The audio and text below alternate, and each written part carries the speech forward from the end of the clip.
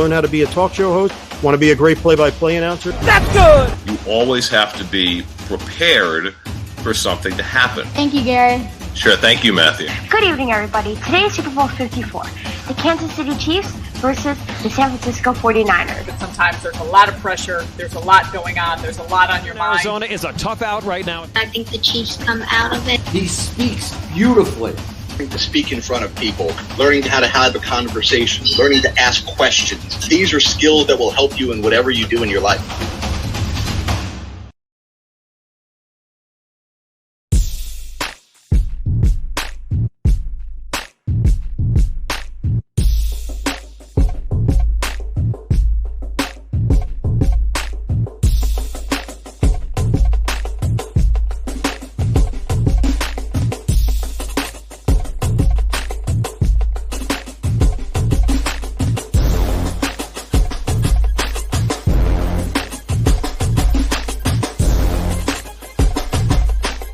Saw him last year with the Bees.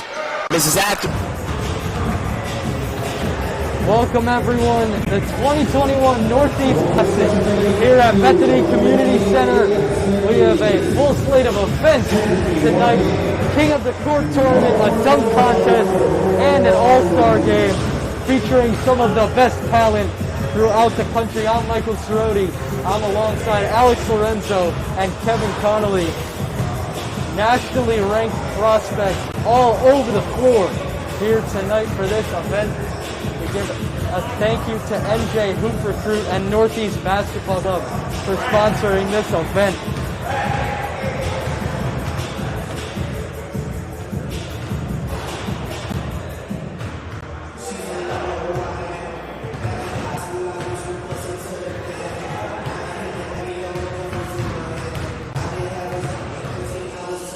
Taking a look at the events we have for today. Dunk contest. The high school dunks are always entertaining, as we have seen, but should be fun. King of the Court tournament with some of the best talent in the country. Cannot get much better than that, and then we'll combine all of that into an all-star game.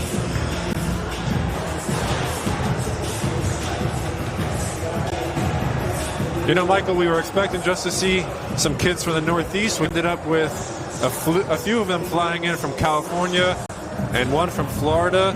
Can you tell me the players that you're excited to see today and what you expect from some of them? Yeah, well, like you said, Alex, all over the country, basically. Brad Ezewiro, the LSU commit from California right now at Hillcrest Prep, one of the best centers in the nation.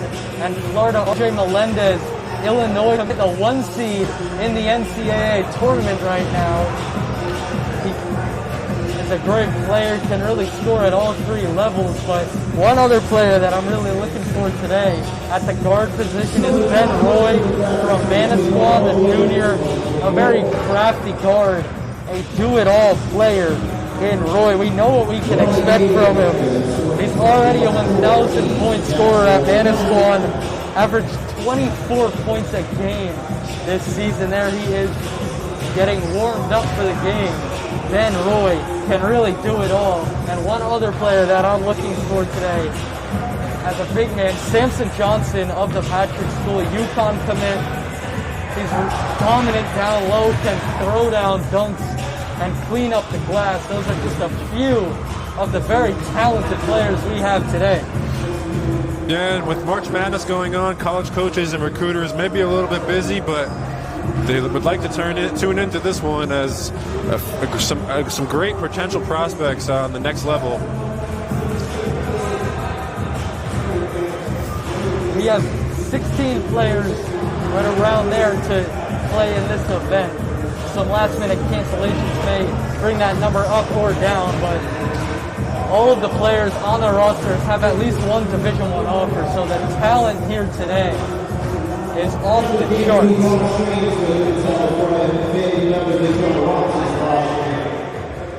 So we will step aside, but we have a great event coming up, so make sure you stay tuned here on the D1 Media Pro page on the NFHS Network, along on Facebook Live. Stay tuned for a great event.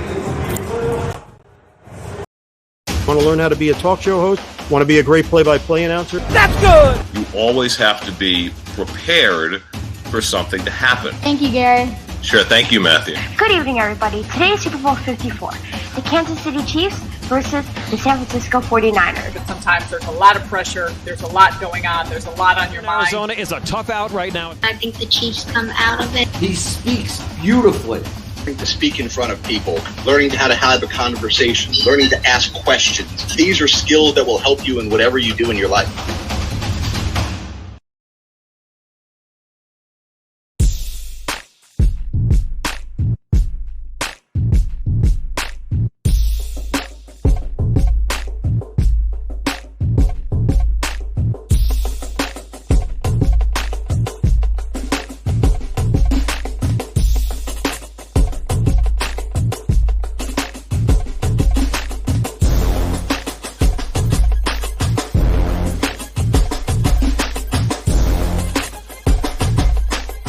Saw him last year with the Bees.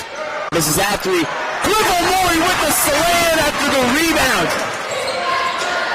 Cliff O'Morey with the block. Empty it. Under the basket. No foul called. Going the other way. Oh, here we go. Highlight reel. Woo! Number 11 gets it done. Sticking the tongue. Hanging the same court together at any point. Really awesome moment for the two of them. CJ going up for the dunk. 14-5, Coach Eric Elliott. It was a backcourt except for the one guy that mattered.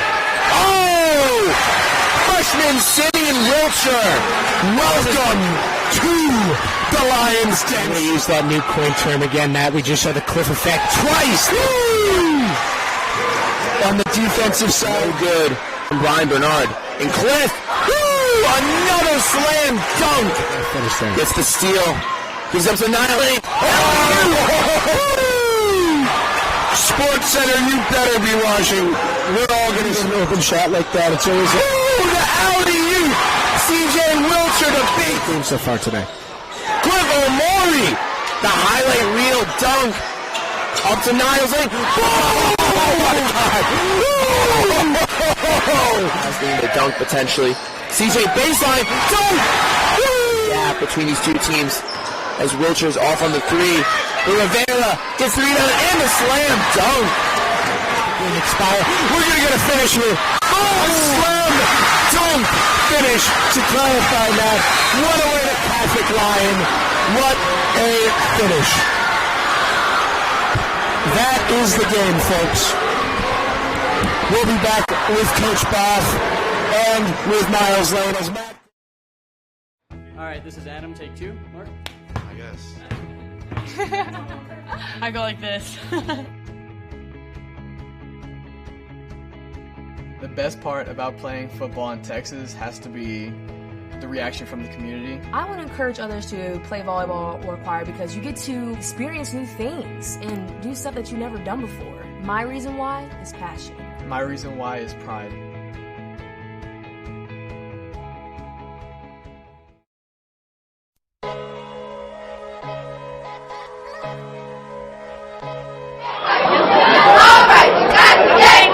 Hey, so on the suit.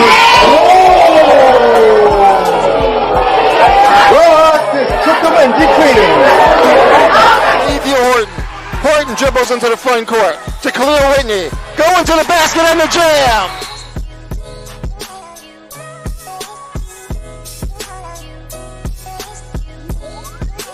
Conversation with them because they are getting resources from the city. They are getting resources, and they're arguing with us about the timeliness of those resources.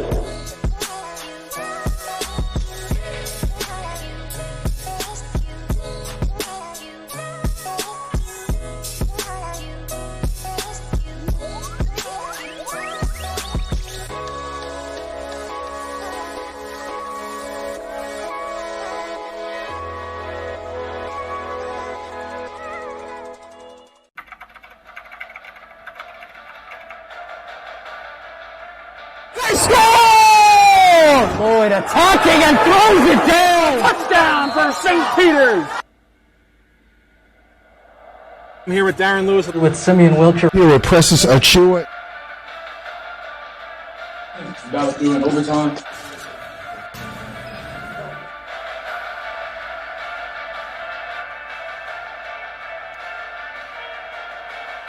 Do you want your school to be covered by the #1 live stream service in the state of New Jersey so the entire country can see moments like this?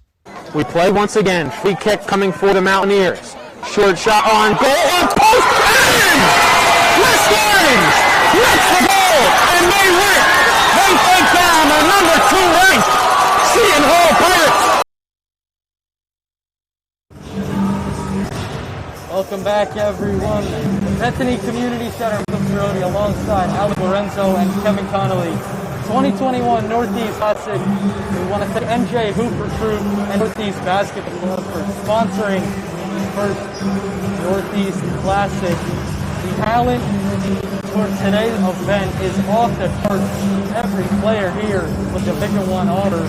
March Madness well underway, but here we're going to see the future of NCAA basketball. Yeah, we really are, Mike. I mean, we have a star-studded lineup on both teams, and the game isn't really supposed to start until 7 o'clock. We have a king of the court.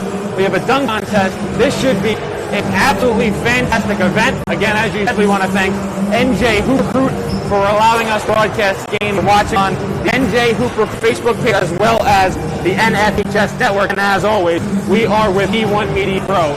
E1 Media Pro provides the live stream service for high school sports around the country. Simultaneous right now on the NHS Network is JV North Carolina football. So D1 Media Pro do it all. We bring you high quality and high quantity content. And again, we're so happy. Didn't have a playoff really for high school basketball season. So we're thankful to put a bow on this strange 2021 season and event with some of the players, not only New Jersey, but in the tri-state area, some of the best prospects across the country. The East coached by Gary Ford, former UVA and UMass player, and 2 years in the NBA. And for Team North, coached by Jesse Jones, also known as Filet, the social media sensation with 2 million Instagram followers, also professional player himself. And those 2 coaches will lead their talented teams in the All-Star game after we have the dunk contest and King of the Court tournament. Guys, I know you guys talked about Ben Roy as someone to watch going forward in this game. I got my eyes on the guard play of the North team. You go up and down this roster on the North. They have guards for days. Elliot Drow, Mark Armstrong, Quadir Copeland, Spencer Joyner, Simeon Wilcher. I mean, that's their guard 10. That's an outstanding group of guards. I can't wait to see the guard play of this North team. Obviously, I don't want to leave out the forwards. And R.J. Melendez, Akil Watson, and Rafael Castro, but those guards on the North team doesn't get much better than that. Simeon Wilcher leads the group as a 5-star prospect of Roselle Catholic in the class of 2023. So, Kevin, you mentioned those 5 guards. All 5 play high school basketball in New Jersey. Just proves the point that the Garden State is one of the best in the nation for producing basketball talent. But we're not limited to New Jersey. Here at the Northeast Classic, players from across the country came here to play in this star-studded event. Michael, good thing you pointed that out. What's the hashtag say on the far side of the court right under the Northeast Classic? Hashtag basketball needs Jersey. That's the mantra of the New Jersey Hoop Recruit on Twitter and on all their social media platforms. And that's it. It's basketball needs Jersey. Look at the NCAA tournament. Who's some of the best players going on right now in March Madness? They have New Jersey roots. Some of the best players come from this very state, and we have the future of the NCAA and maybe even the NBA right in front of us here on the NFHS Network and on the Facebook Live page of NJ Hoop Recruit. I can't wait for this event to get underway. But Michael, I talked about those guards on the North team. Let's talk about the forwards on this East team. It's obviously headlined right now by Samson Johnson, 6'10", just over 200 pounds, a senior from the Patrick School. He's committed to UConn. We saw him up close and personal in one of the best games of this season in New Jersey with Roselle Catholic and the Patrick School, a game that went down to the buzzer. The Patrick School ended up winning by 1. But Samson Johnson is the complete package once he gets up to Stores with head coach Dan Hurley, who actually plays tonight in the NCAA tournament against Maryland.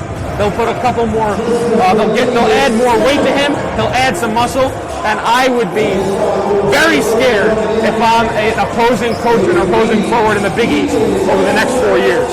Not only Samson Johnson, Tariq Watson, the freshman from Don Bosco, holds offers from Creighton, Georgetown, St. John's, and Brad Ezewiro, who took his prep year at Hillcrest in Arizona, the 3-star recruit, originally in the class of 2020, committed to LSU.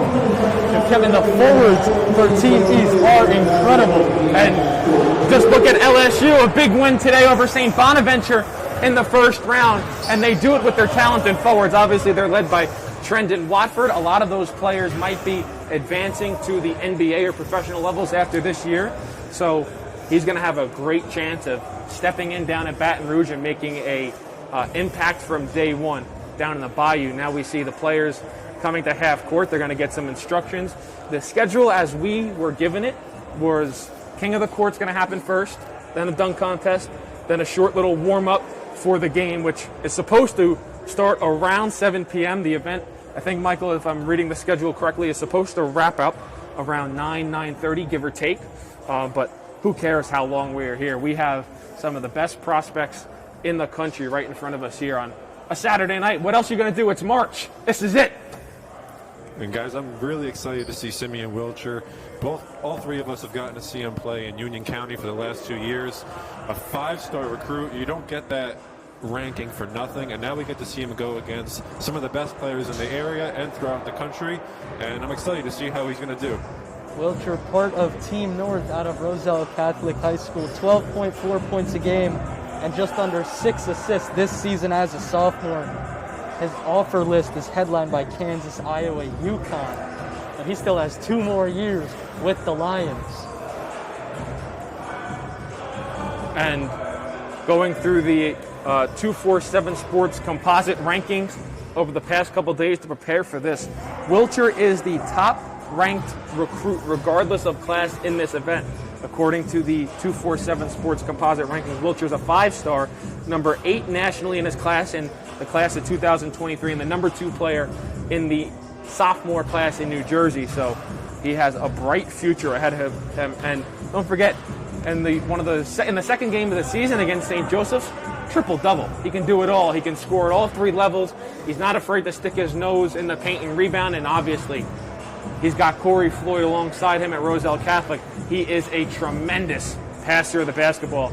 I'd be looking, as Alex said, Simeon Wilcher he might flirt with another triple-double here tonight in this all-star event. Yeah, something in the water over there at Roselle Catholic, just continuously turning out the 5-star prospects, the best of the best basketball players in the Northeast and all of the country. Simeon Wilcher, part of Team North. Kevin, you mentioned that triple-double.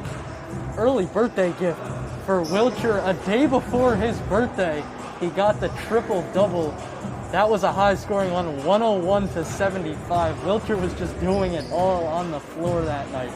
And Michael, we were there for that game, and we were also there a couple weeks ago when Wilcher and Elliot Coudreau for Roselle Catholic and Bergen Catholic basically sent us off with fireworks to end the regular season in 2021, with Roselle Catholic getting a miraculous overtime victory. Those 2 guards put on a show. Coudreau, though, and I don't want to pile on St. Joe's here, but Coudreau went for 30 against them earlier in the year, so a bad thing, I guess, for St. Joseph's, as they've seen a couple big-time prospects have great days against their defense this year. But it's all fun and good because these players are special. These guys, 6'2" guard in the class of 2022, offers from TCU and Siena, only going to grow there as the basketball program in Oradell continues on their upward trajectory. And you know, guys, it's nice to even see other media members here getting a chance to work. It's just been such a strange basketball season in New Jersey and all across the country. And like you said, Kevin, it's March. We get to see some great basketball players on a Saturday night. Can't ask for much more right now. A star-studded event is coming. The schedule says we'll start with King of the Court and then a dunk contest. And then we have an all-star game to cap it off with all of these players here. Team North and Team East here in the 2021 Northeast Classic.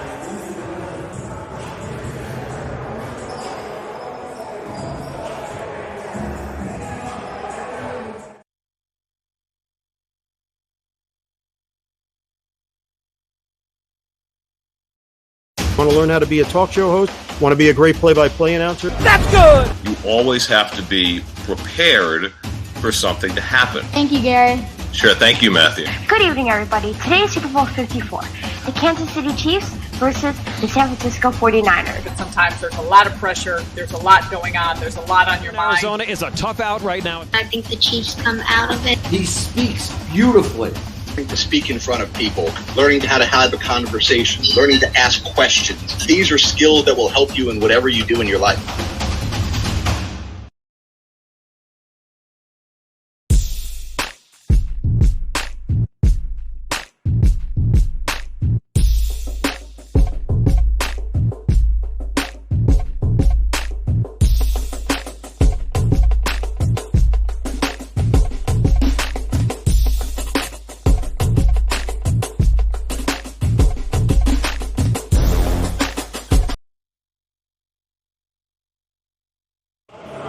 We are almost getting underway with King of the Court, as I said.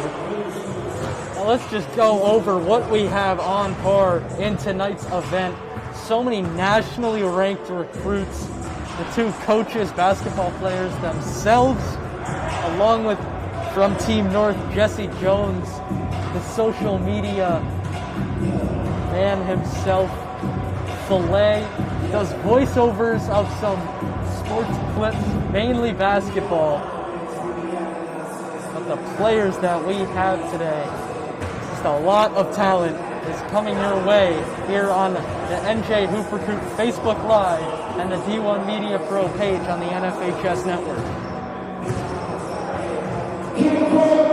All right, here we go. King of the Court, we're going to get underway really quickly here. We have two sides on the floor. A little confusing to keep up with.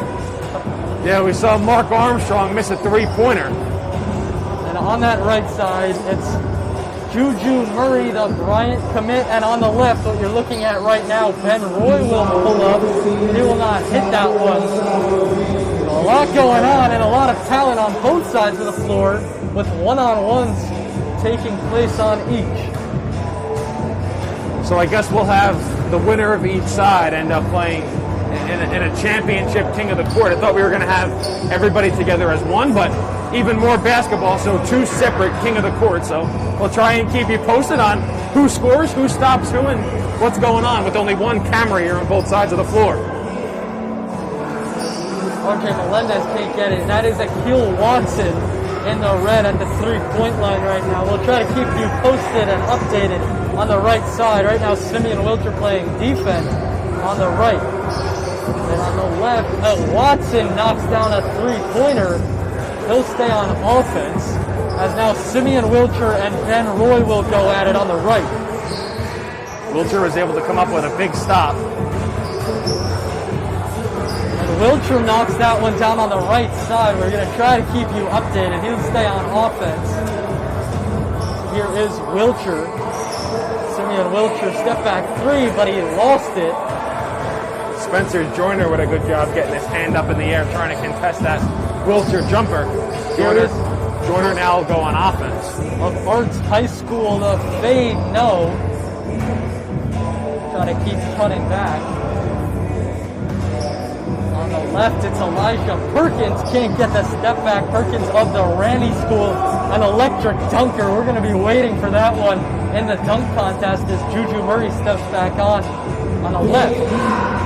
I wonder what's going to happen. What's going to be where we're going to see the better dunks tonight. Are they going to be in the dunk contest or are they going to be in the All-Star game? Because sometimes the pressure gets to you in the dunk contest. Meanwhile, you can just be throwing lobs from half court in the All-Star game. That's something to look forward to as we move on tonight. The Illinois commit that you're watching right now going on Brad Ezewiro. He'll pull up from three. Can't get the roll. Ezewiro will go to offense on Elliot Cadeau. Ezewiro, the LSU commit, goes to work in the paint and lays it in. Ezewiro now on Mark Armstrong of St. Peter's Prep. A little bit of a size advantage here, but he's going to take a three. Ezewiro can do it all. Knocks that one down. Juju Murray steps up. Murray is three-star recruit. Ezewiro also three. Lost that one. I've always admired the strength of Bradley, and one time I even asked him what he did to develop those tree trunk legs that he has. He says nothing at all. He was just born that way. We can't all be that lucky, but he uses this to his advantage as he's on his way to LSU. I have a feeling once he gets down to the Bayou, Ed Ogeron's going to want him to come over to the football locker room. He was built like a linebacker. Wouldn't be surprised at all. Yeah. So there is Ezewiro, plays at Hillcrest Prep in Arizona, has a I Love New Jersey shirt as Elijah Perkins pulls up, can't hit it. RJ Melendez with a nice block on the left-hand side of the floor, and man, does it look like he's going to have to fill some big shoes in Champaign next year with the, you assume Ayu Dosunmu is going to head off to the NBA, but if he has a move like that next year in Champaign, Brad Underwood is going to love it. Obviously, Illinois a 1 seed in the NCAA tournament, and they're on their way to the round of 32 tomorrow against Loyola Chicago. Melendez is trying to make us look good by talking about him, but man, Illinois on the rise as a basketball program. Now, Kevin, right before you said that other move, that layup, he kind of brought that one over the defender, and then that dunk almost had us jumping. Ben Roy just hit a nice floater on the right side of the floor. He's going to stay on offense and now go up against Spencer Joyner. And guys, we talked about how excited we were to see Simeon Wilcher. This is a great event to find out on the king of the court going one-on-one with Elijah Perkins. Loses the ball there. Wilcher was a little bit late to arrive to the event, didn't get as much of a warm-up as some of the other players. As Perkins takes a 3-0. Perkins, the only player in this event to win a TOC crown. Obviously, we didn't have one this year, but with Rainey, he's a TOC champion. So that Rainey team was truly incredible. Scotty Lewis now at Florida, moving on into the second round as Ezewiro knocks down a three-pointer. And Elliot Cadeau will step up again to defend him. Size advantage, will use it, but he can't finish. Juju Murray comes to defend Cadeau. Cadeau's step back, can't get it to go. Melendez steps up. Juju Murray on offense. He is headed to Bryant Springfield Commonwealth in Massachusetts, the number 40 point guard in the nation, and other offers from Seton Hall and Texas Tech. And there is Murray, deep three-pointer, no. Mark Armstrong will set up on offense. Bryant, another program on the rise in the NEC conference. Head coach Jared Grasso does a great job over there at Bryant. They fell in the NEC title game this year to Mount St. Mary's, who eventually lost in the first four of the NCAA tournament. Mark Armstrong just had Elijah Perkins on skate. Couldn't get the step back as Perkins will take one of his own, no good. And here is Tariq Watson, younger brother of Akil, both at Don Bosco Prep, as Akil will walk over to this side of the floor, but Tariq will go to the other side. On the other side of the floor, we have Spencer Joyner and RJ Melendez as Joyner back-to-back buckets. He's going to stay on the floor. Now he gets Elliot Goudreau.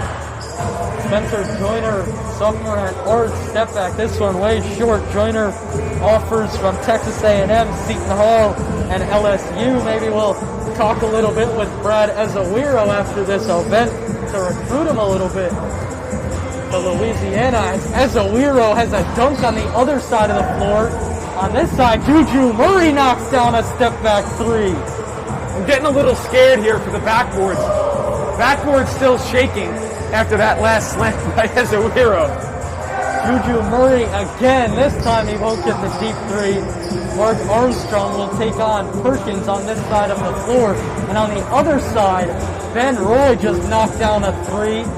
And now is defended by Akil Watson. Ben Roy showing off the handles. Somehow got that shot up, almost went in. Armstrong just showed off his impeccable footwork on the other side of the floor and drilled a three. We're going to try it again. A James Harden step back. Oh, he drills it. And there should be no surprise for anyone who's followed Mark Armstrong. I mean, in just under not even three full seasons at St. Peter's Prep, scored over 1,000 points. He got that this year, way early in the year. Can't hit a three there, but Mark Armstrong, a stud out of Jersey City with the Marauders.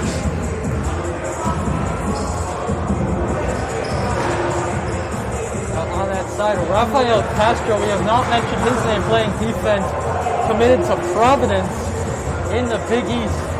And one big thing, a positive for Castro, he's now going to be able to learn under one of the best big men in the Big East, one of the best big men in Providence history. Nate Watson just announced that he's going to return to Friartown for his 5th year eligibility using the COVID-19 eligibility rule.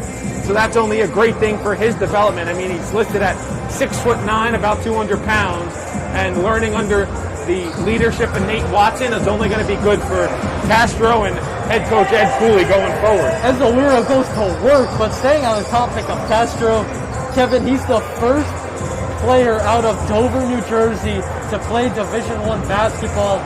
His game and his body have grown. 6'3" as a freshman, now 6'9", and a great forward out of Dover. Yeah, and Ed Cooley's going to love to get him back up in Friartown. He does a great job at player development, him and his staff at Providence. There's Simeon Wilcher showing off the handles, gets under Watson, flips it up and in. Wilcher will stay on offense on the left side.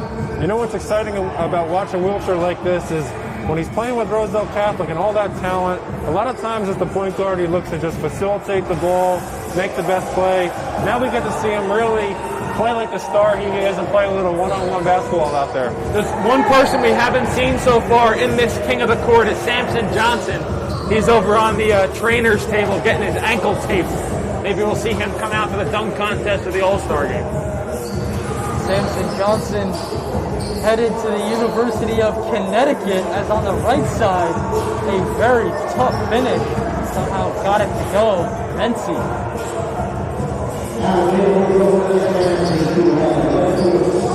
He'll go to work, but can't get it. The size of Brad Ezewiro just disrupting every shot. And now he has the advantage on Wilcher on offense.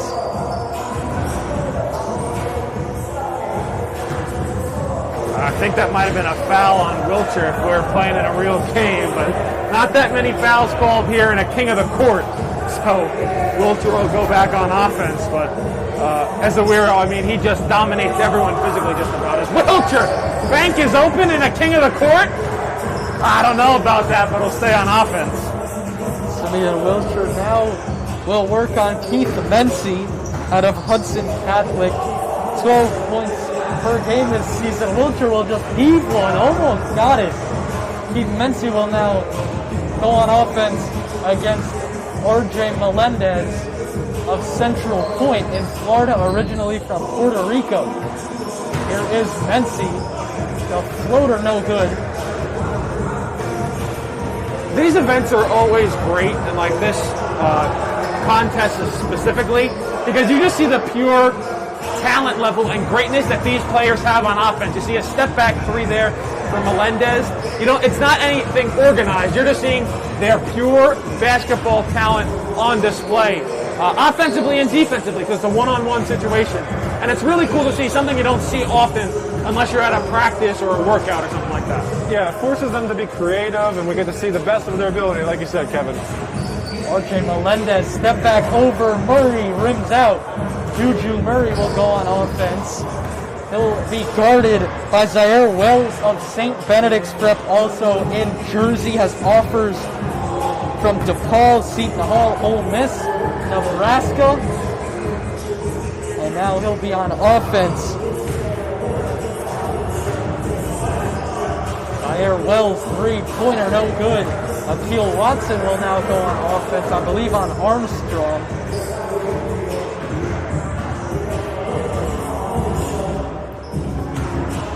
Will be Akil Watson and Mark Armstrong. Watson step back, rolls out. Mark Armstrong, more of a guard now, will go up against Elijah Perkins. Armstrong straight to the basket. Tough finish. Kevin, you're signaling for a travel. Yeah. Any officials here? No, I'm not going to be that guy, but when you just see something like that and you see the pivot move go from the right block all the way out to the right wing, that might be a travel, but that's an all-star game. We're having some fun here. Back on the left side, Melendez missed the layup. Simeon Wilcher will go against Juju Murray. And this is where we love to see Simeon Wilcher. Alex, like you said, he can't pass to anyone, so we just get to see his raw talent in scoring. So stay on the left side, Juju Murray and Zaire Wells. Murray gets that one to go. Akil Watson will step up to defend Juju Murray. Bryant commit. Murray step back. We saw this earlier, but this one no good. Then Roy steps up. Akil Watson and Roy will go at it. As on the right side, a tough finish at the basket by Keith Mency. One of the best things I think this event is it's not like a senior all-star game, or you're really mixed with players from all different classes. We don't have that many seniors in this game. I mean, Murray, Mercy, Samson Johnson, obviously, and you flip to the North team, and you have RJ Melendez and Rafael Castro. So not really a senior-heavy event, which is good because you can follow these players as they continue their high school careers and hopefully, for the most of them, as they advance to the college game. We're just having some fun out here before Simeon Wilcher and Ben Roy and Mark Armstrong are getting into it as a joke. They're slapping each other's hands. On the right side, RJ Melendez just threw down a hammer.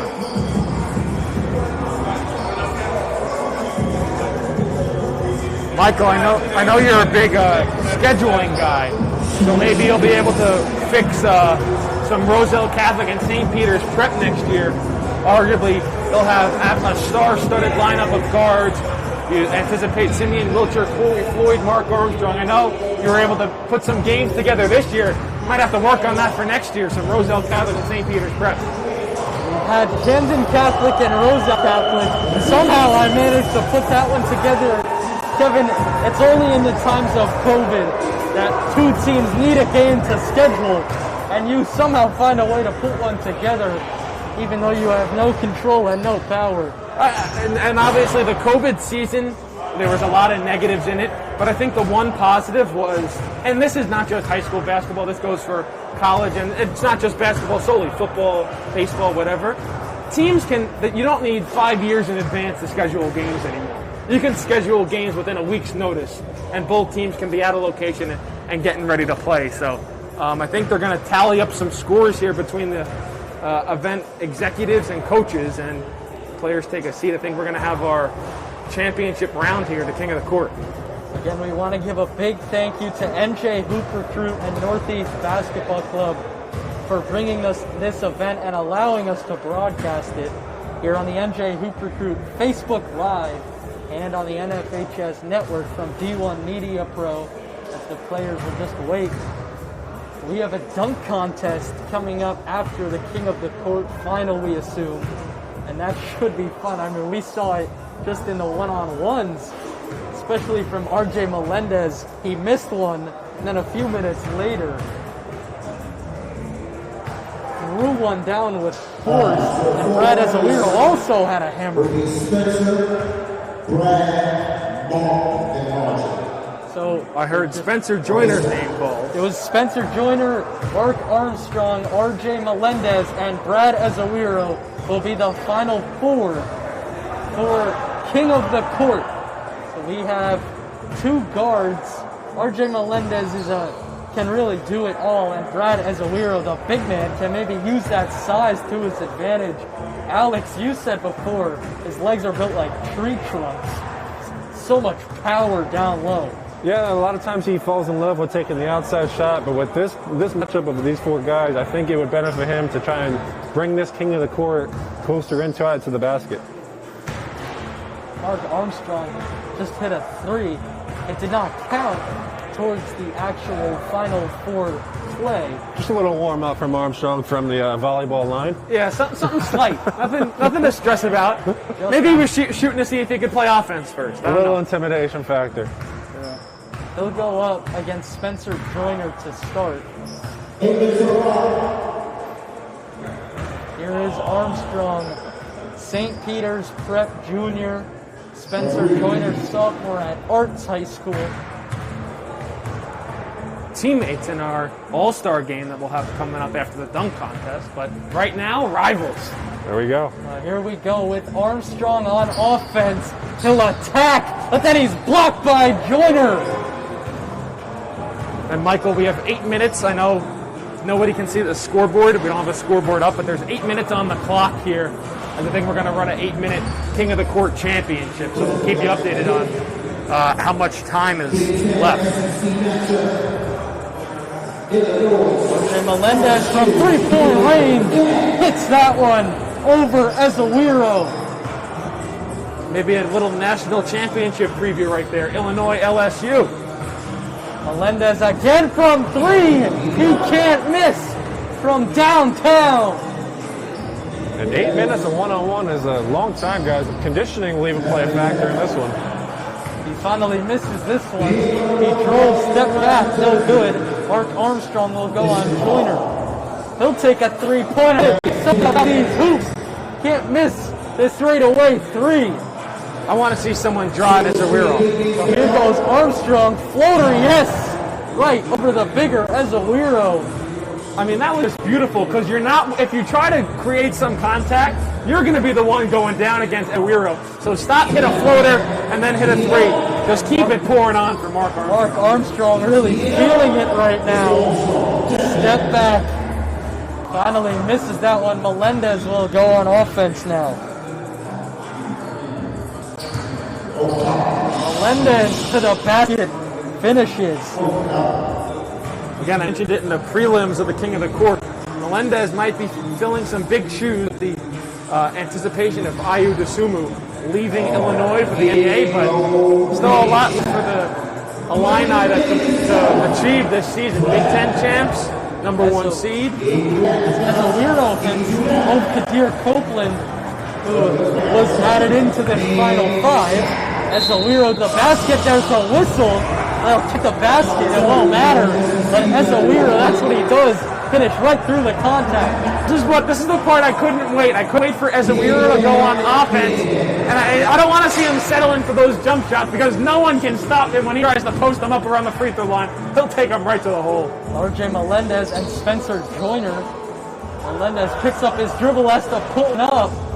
And now it will be Joyner and Copeland. We haven't not said Kadir Copeland's name yet. Of Life Center Academy in Burlington, New Jersey, 3-star recruit. There was no whistle on that one, Kevin.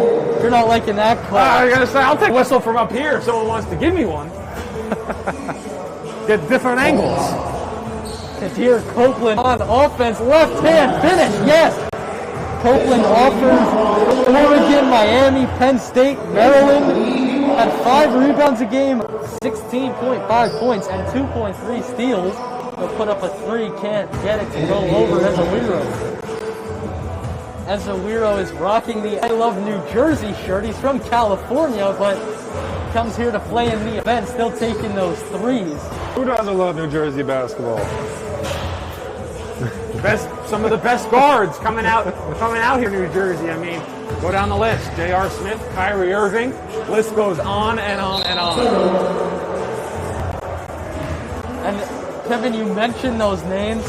Now we're getting a glimpse of the future and what these New Jersey basketball players will bring. We have March Madness, like we said. It's going on right now in full swing. This is the future of college basketball. Every player in this building has a D1 offer. Armstrong pulls from deep. He can't get it to go. Copeland and Ezewiro will go at it. Getting a little step back 3 heavy here. Copeland just put it through the legs of Ezewiro. Didn't get the layup. That would have been an incredible finish. Oh, Ezewiro looked like he was going to go to the post. Knocks down this jumper.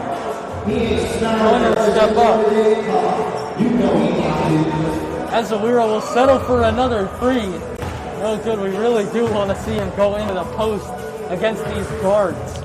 About 3.5 minutes left on the scoreboard down at court level, and I think some fatigue setting in for these players now. A lot of three-pointers peeking. Mark Armstrong was hitting all of them earlier.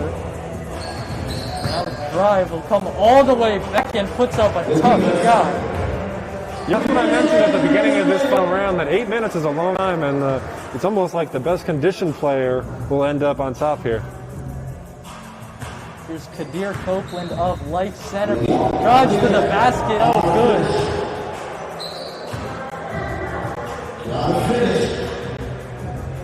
Melendez three. Yes! RJ Melendez, the Illinois commit from deep. Now Joyner will step up. Melendez gets right past him for a hammer. Dunk contest doesn't start for another 20 minutes. RJ Melendez, he's ready. He's trying to sweep this event. He can do it all. Can he make this three? Yes, he can. RJ Melendez doing it all right now in the King of the Court final. If Brad Underwood is watching this right now, he's got the biggest smile on his face with this man going to Champaign next year. Couldn't get that one, so as Copeland will go on as a weirdo. With him step for step. Hook shot, but he traveled before. That's a weirdo. Joyner step back, no good. Armstrong will step up to defend Spencer Joyner. Joyner step back, no. A lot of deep step backs have been taken here. The final five. Armstrong is blocked by Melendez. Melendez getting it done on defense well. Wow. We'll see what he can do here. Kadir Copeland is defending him. Melendez will pull immediately off the back heel. Got a minute left on the clock. Kadir Copeland three-pointer, no good. As Awiro gets his shot on offense.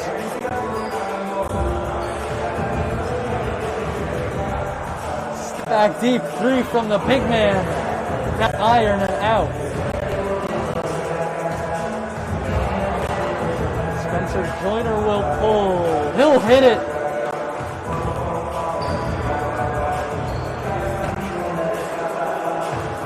Melendez trying to come up with one more big stop, trying to steer his crown. And he's stuck Joyner there. One got on offense. How much time, Kevin? You have a good angle to see the clock here. Under 20 seconds. Melendez lost it. Now Copeland has it on offense on Ezewiro. Copeland gets his way to the basket and finishes. Trying to get a shot in before the buzzer. He did not get it off. He didn't make it either way. We'll see what the numbers say and who takes home the King of the Court tournament.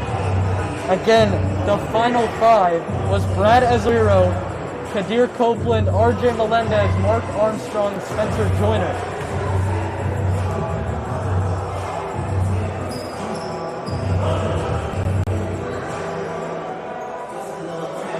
Fitty will meet up again. I think that this one's obvious. RJ Melendez, I think we're all thinking he was doing everything, was knocking down threes and threw down a massive slam, and there is the Illinois commit of Central Point High School in Florida is your King of the Court champion.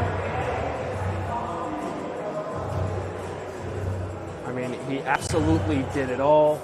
I talked about how he's going to head to Champaign next year and try and fill some big shoes, but he's not going to be by himself. He's still going to have Andre Carvello with him. Illinois is gearing up for another big-time year next year after winning the Big Ten championship and being the #1 seed this year, and he's going to be a big part of their success next season. We have the dunk contest coming up. RJ Melendez, King of the Court champion. The talent on the floor. I mean, we're seeing it in one-on-ones. Imagine what this will be in a full game setting. And now it looks like you get warmed up for the dunk contest as Elijah Wilkins. You didn't see it, but he threw one down. We are going to have some fun with this slam dunk contest. So we'll head to break here on the NJ Hoop Recruit Facebook and D1 Media Pro page on the NFHS network. Don't leave too soon. Dunk contest. Hang on.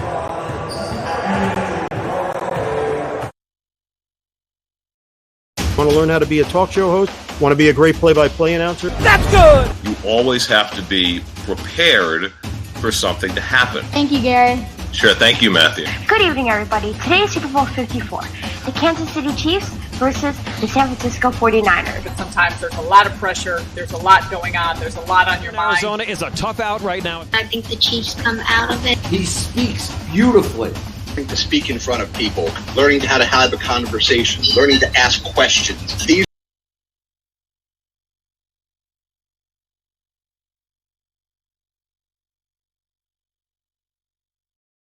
Want to learn how to be a talk show host?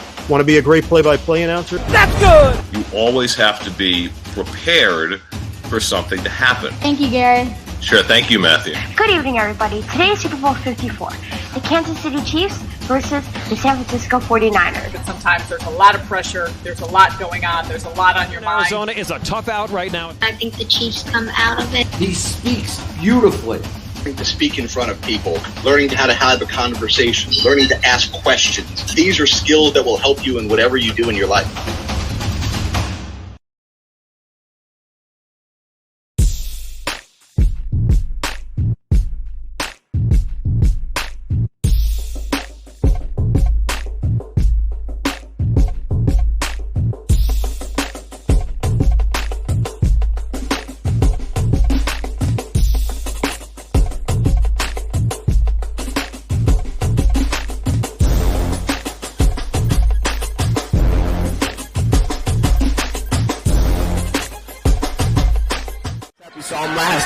With the bees, Mrs. Athley. Cliff O'Malley with the slam after the rebound.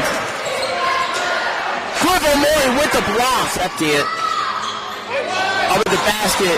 No foul called. Going the other way. Oh, here we go. Highlight reel. Number 11 gets it done. Sticking the tongue. Playing in the same court together at any point. Really awesome moment for the two of them. CJ going up for the dunk. 14-5, Coach Eric Elliott pulls up. It was a backcourt except for the one guy that mattered. Oh! Freshman Simeon Wilcher, welcome to the Lions Den. I'm going to use that new coin term again, Matt. We just saw the Cliff effect twice. Woo! On the defensive side. So good from Brian Bernard. And Cliff, woo! Another slam dunk. Gets the steal.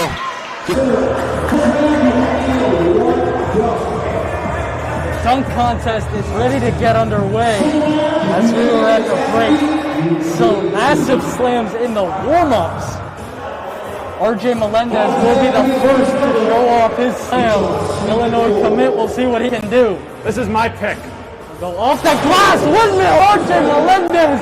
That's how we get started. Windmill off the backboard. Not a bad first round dunk right off the bat. Windmill off the backboard. The self-lob.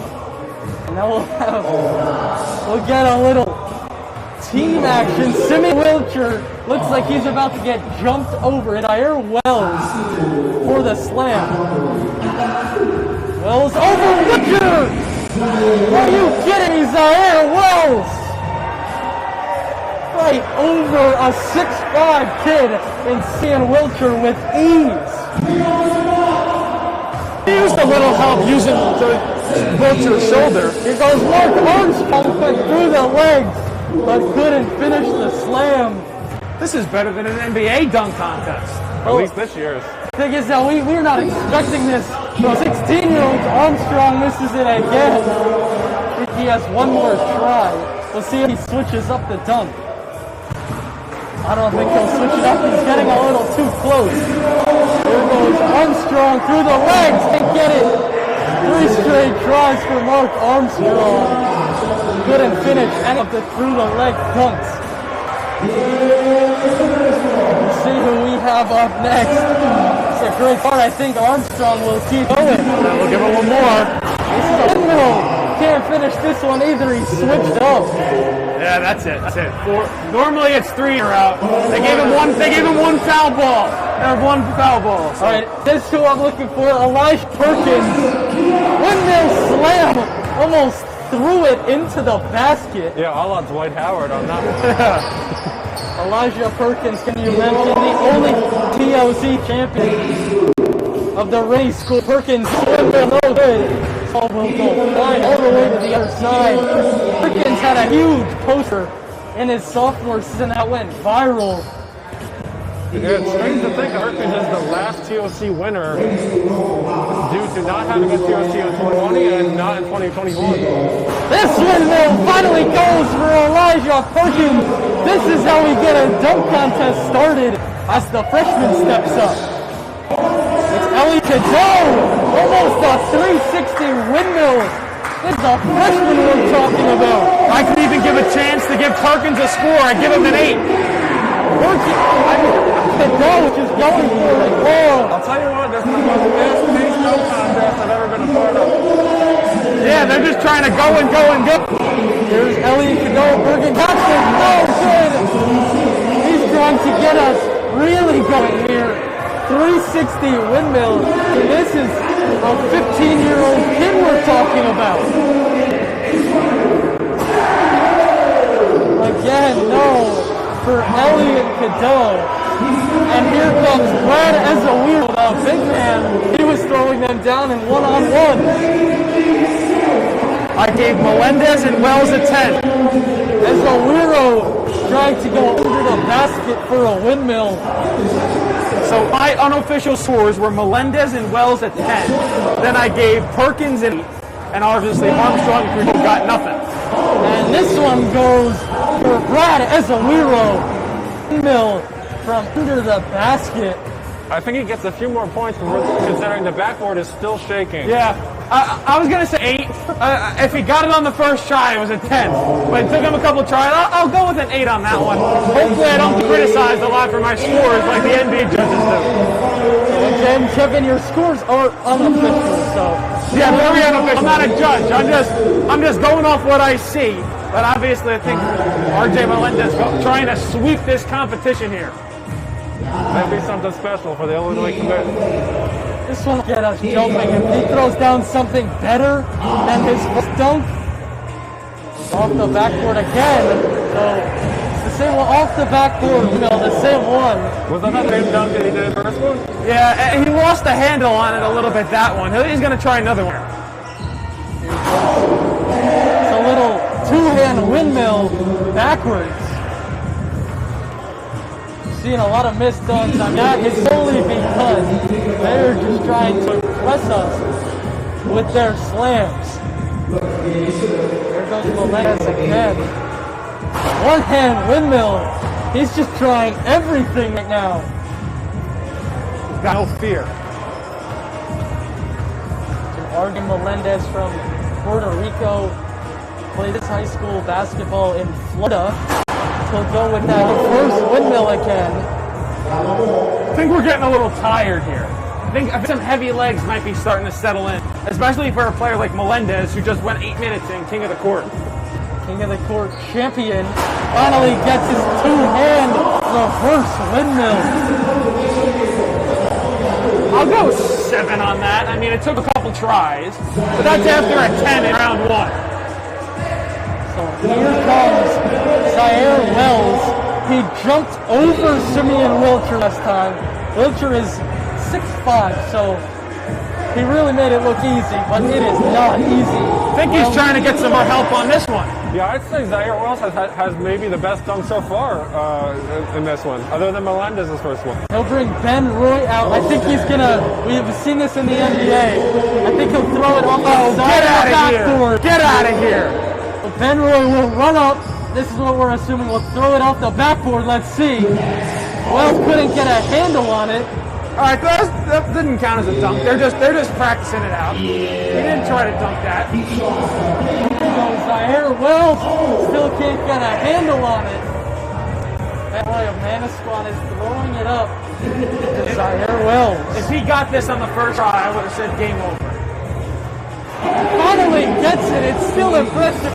Whether it's the first or third try, these two will be teammates in the All-Star game. And now is Zaire Wells lefty, guys, or was that his off hands? Yeah, I'll go 8.5 on that one. 8.5. Wells is still up here. He'll go again. Oh, get out of here! First try, Zaire Wells. Are you kidding me? Over. Let's go home. Let's get the All-Star game going. Let's go. Zaire Wells, Benedict Trent Jr., three-star recruit, 50 shooting guard in the nation. Elijah Perkins will step back up. I don't know if he can impress us any more than Zaire Wells has. Here goes Perkins. That would have been impressive. We'll see if he goes back to it. 3 legs reverse. Now Perkins has had a lot of dunk training playing underneath Scotty Lewis and Brian Antoine. Almost got it again. Elijah Perkins. Of Randy School, Alex, like you said, Tournament of Champions winner, the only one in this event. Here he goes. Can't get it again. The ball is slipping out of his hands at the last second, right before he hits the rim.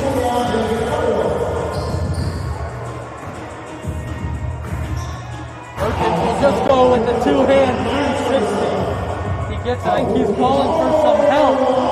They want Akil Watson, and they'll get him.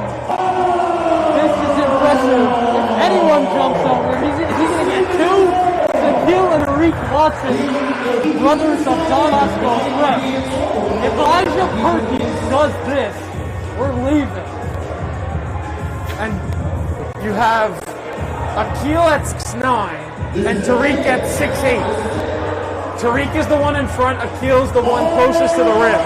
And Simeon Wilcher. Simeon Wilcher is getting dunked on in this event. Oh no. Simeon Wilcher's been bullied here. He has 2 people jumping over him. This is 3 people, at least 6 that we're talking about here. Here goes Perkins. And he lost the ball as he cleared 3 basketball players who just could not hold on to the ball for the slam. Yeah, we need another try at this. We need another try at this. I think he'll just switch to the Watson brothers. Nope, they're getting Simeon back out there. Simeon's coming. Yeah, Wilcher's on the turnaround. Hesitant. I don't think Wilcher likes being dunked on this much. I think he's had enough. Yeah, I was going to say, we have to ask Simeon after this, have you ever been dunked on or tried to be dunked on as much?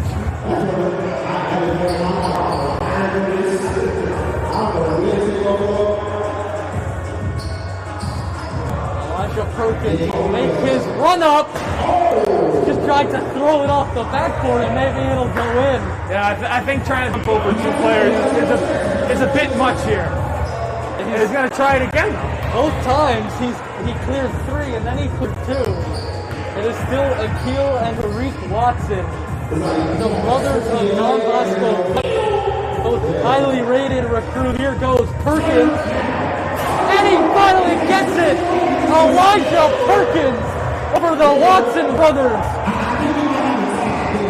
All right, I know it took him a couple tries, but he just jumped over someone 6'8" and 6'9". I'll give it a 9. I'll give it a 9.5. 9.5 right there. Elijah Perkins, class of 2022 from the Randy School. He just cleared, Kevin, you just said it, 2 humans that are 6'8" and 6'9". You know, going through the pre-production walkthrough with event director Justin from NJ Hooper Crew, he told me the dunk contest, no time was going to be wasted. It was going to be quick paced, and that certainly lived up to it. We didn't even get a chance to breathe during that business.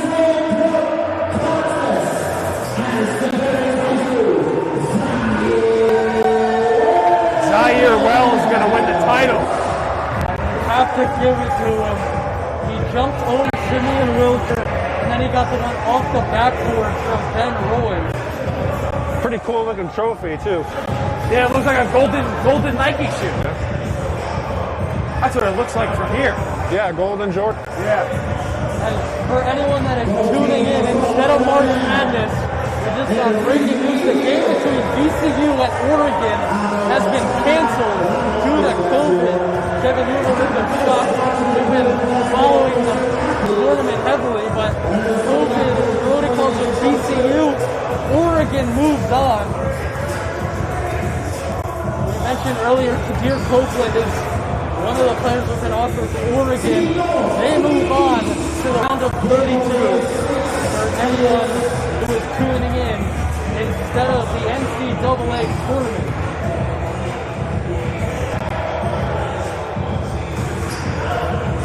Now we are awaiting the All-Star game.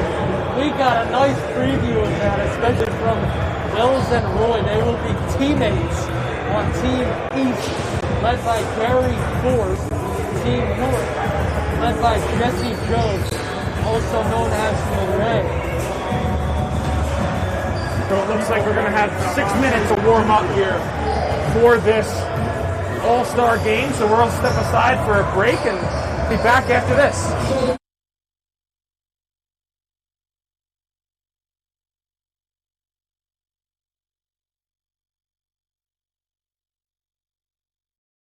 Want to learn how to be a talk show host? Want to be a great play-by-play announcer? That's good! You always have to be prepared for something to happen. Thank you, Gary. Sure, thank you, Matthew. Good evening, everybody. Today is Super Bowl 54. The Kansas City Chiefs versus the San Francisco 49ers. But sometimes there's a lot of pressure. There's a lot going on. There's a lot on your mind. Arizona is a tough out right now. I think the Chiefs come out of it. He speaks beautifully. To speak in front of people, learning how to have a conversation, learning to ask questions. These are skills that will help you in whatever you do in your life.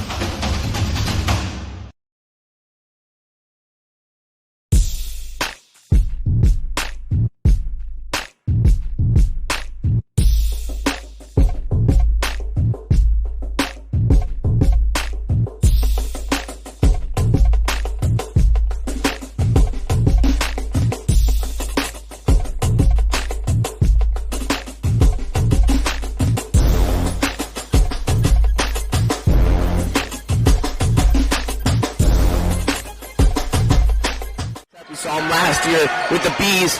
Misses at three. Cliff O'Mori with the slam after the rebound. Cliff O'Mori with the block. Empty it. Over the basket. No foul called. Going the other way. Oh, here we go. Highlight reel. Number 11 gets it done. Sticking the tongue. Playing in the same court together at any point. Really awesome moment for the two of them. CJ going up for the dunk. 14-5, Coach Eric Elliott hold up. It was a backcourt except for the one guy that mattered. Oh! Freshman Simeon Wilcher, welcome to the Lions Den. I'm going to use that new coin term again, Matt. We just had the Cliff effect twice. Woo!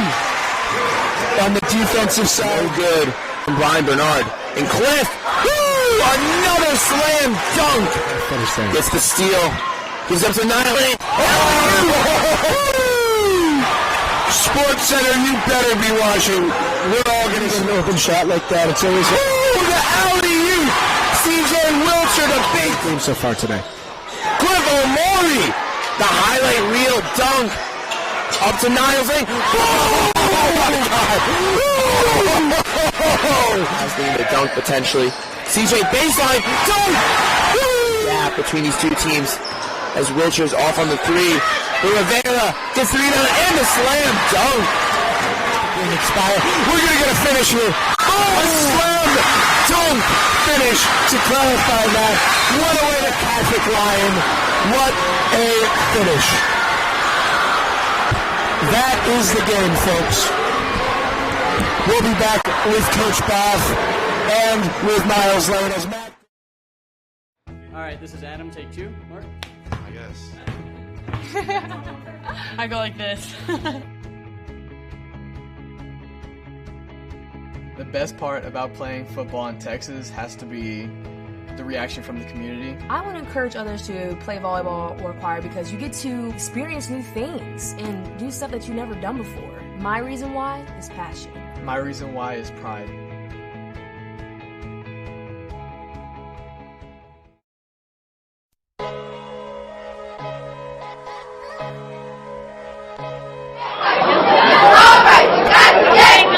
Heads up, Jack. On the suit. This took him and defeated. Ethan Horton. Horton dribbling court to Khalil Whitney. Going to the basket and the jam.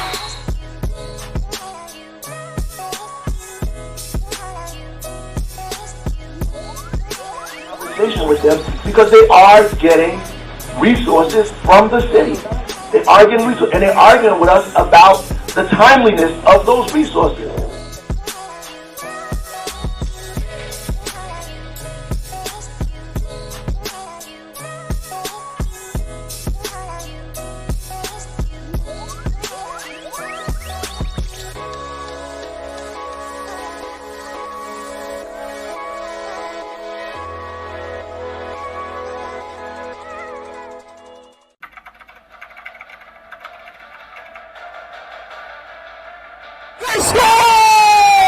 Lloyd attacking and throws it down! Touchdown for St. Peter's!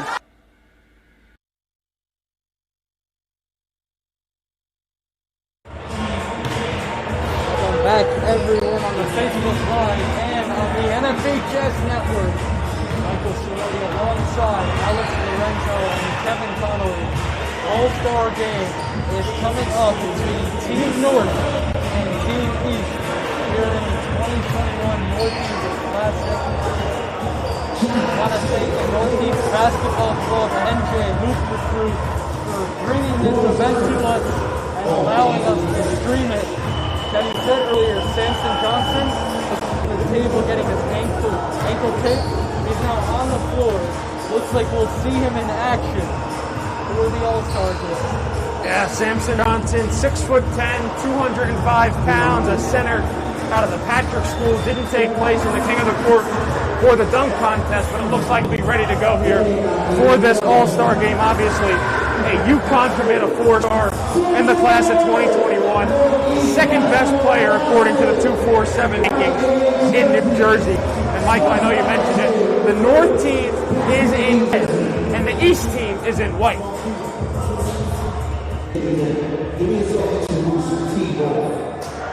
Team North, a lot of guards. Simeon Wilcher, Mark Armstrong, Elliot Cadeau, Spencer Joyner. The list really goes on. Excited to see Ben Roy out there. He led Manitowoc this year as they were one of the best teams in the state outside of Camden and Roselle Catholic.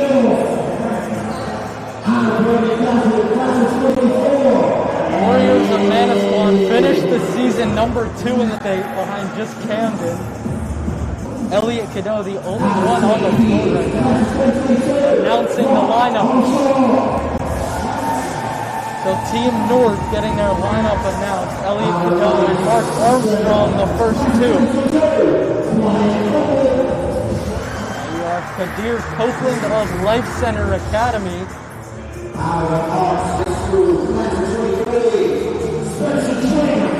Spencer Joyner will also join them, sophomore from Arts. And the final one, Simeon Wilcher. All guards on the floor for Team North.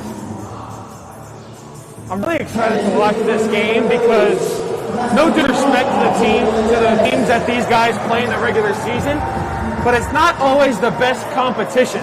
Now these guys are going up against the best players in the state and the country, and don't expect this to be an all-star game like you see in the NBA where there's very little defense. This game means a lot to these players right here. Phil Watson, RJ Melendez on the floor for them.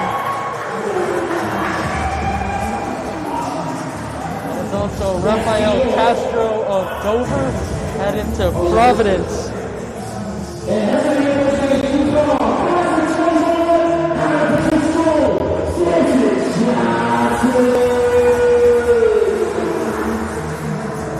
Samson Johnson Johnson, UConn commit from the Patrick School. The Team East roster coming out. And we had a little mix-up on the roster.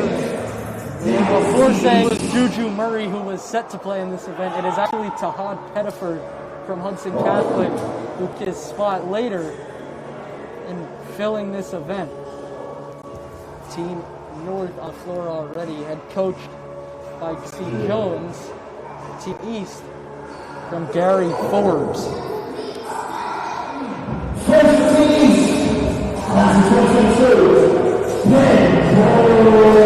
Dan Roy of Manasquan, the first player, the point guard, an incredible player for the Warriors, already in the 1,000 career point scorer, 24 points a game.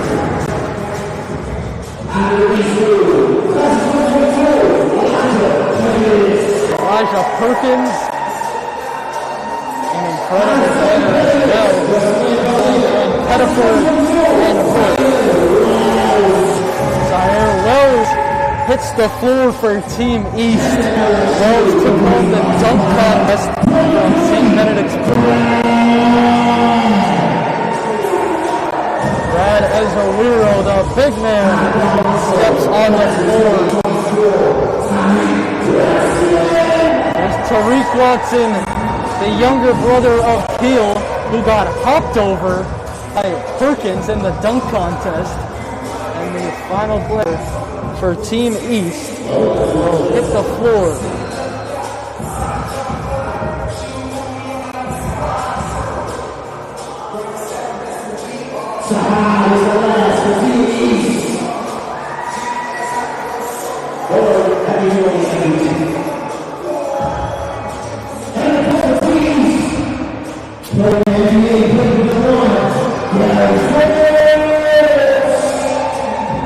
Keith Mency stepped on the floor just a moment ago for Team East.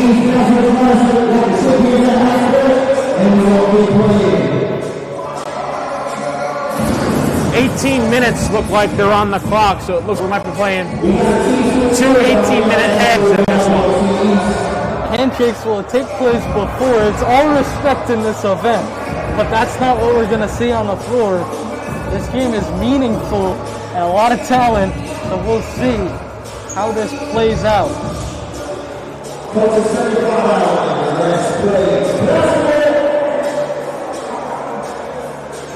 A lot of these guys, teammates on the AAU circuit, not a lot of teammates in high school, but these guys play with each other, against each other, so they're very familiar with everyone's game. Once Team North steps onto the floor, we'll say these starting lineups. So for Team East, it's Ben Roy, Brad Ezewiro, Zaire Wells, Tariq Watson, and Elijah Perkins. For Team North, Mark Armstrong, Elliot Cadeau, Simeon Wilker, RJ Melendez, and Kadir Copeland. Samson Johnson looked like he was going to, but then he stepped off the floor.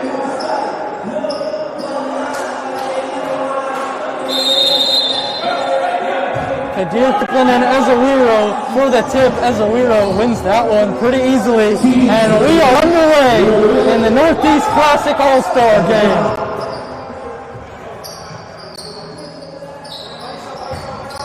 It was Rafael Castro who just stepped off the floor as Ezewiro gets things started with a three. Team East on top by 3 to open it up. Cutting Copeland with the flush. Fun way to start after a great king of the court and slam dunk contest. Perkins to the basket, lays it in with the left hand. We know Elijah Perkins can throw it down with force. It'll just drop that one through. Step back three-pointer on the way, no good. Tracked down by Elliot Cadeau, the freshman of Bergen Catholic. Step back three seems to be the theme of the night tonight, guys. Wells can't get the reverse layup. And here comes Team East in transition. Three-pointer good. That for Zaire Wells from three-point range. Simeon Wilcher stepping back, no good. As Awiro tracks down the board. Wells moves quickly down the floor to get it. Tariq Watson was there, had it stripped. And here comes Melendez. The windmill slam, though. And Elliot Cadeau will just lay it in. RJ Melendez still thought this was a dunk contest. He was trying to say, that should have been my golden Jordan. Watson gets the mid-range shot to roll in. Pierre Copeland takes it up for Team North of Life Center Academy. Three-star prospect. Melendez pulls the trigger. Nothing but net for RJ Melendez. This kid is going to be so good at the next level. I gotta say, Melendez has maybe been the most impressive player we've seen so far tonight. Illinois has got to be happy. Right on cue. By a lot as Awiro throws it down with force. That's the Alex Lorenzo jinx right there. Yeah, exactly. I think the play of Melendez has been most impressive, but the pure fatality of Ezewiro has blown me away. Armstrong down low. St. Peter's prep four-star guard has really brought the Marauders to become more than just a football school in Jersey City. Perkins stepping back, finds Roy in the corner. Runner doesn't fall. Melendez has the rebound. Here we go with Armstrong. Went high for that one. Could not throw it down. Wells drops it off for Ezewiro. Backboard shaking after the land. Open stripped by Zaire Wells. Trying to get it to Ezewiro. Kevin, you just said it. The physicality and force of Brad Ezewiro down low is incredible. Yeah, it really is. And I know there's referees. We got to officiate this game. I don't know if I like calling Simeon Wilcher on the baseline after taking that steal. We got to get Kevin Conley a whistle up here because he's been officiating all night. I could do it all. Armstrong, deep three-pointer drops. Kevin, you're really getting with all the broadcaster, ref, and dunk contest judge. Yeah. Do it all for the love of the game, you know what I mean? This kid is something special. Just doing it all just like you, Kevin, for Team East. I mean, with Bradley Ezewiro's strength and his touch from the outside, it's just very impressive. Heading to the SEC to play at LSU. Melendez forgot to get it to go. Then Roy brings it up the floor. Manasquan guard finds Perkins. Wide open, no good. Way up into Cadeau. Picked off by Roy. Ezewiro really thought about that one. Now he'll pull the trigger. Does not get it. Tariq Watson, though, down low. Great shot fake and gets it.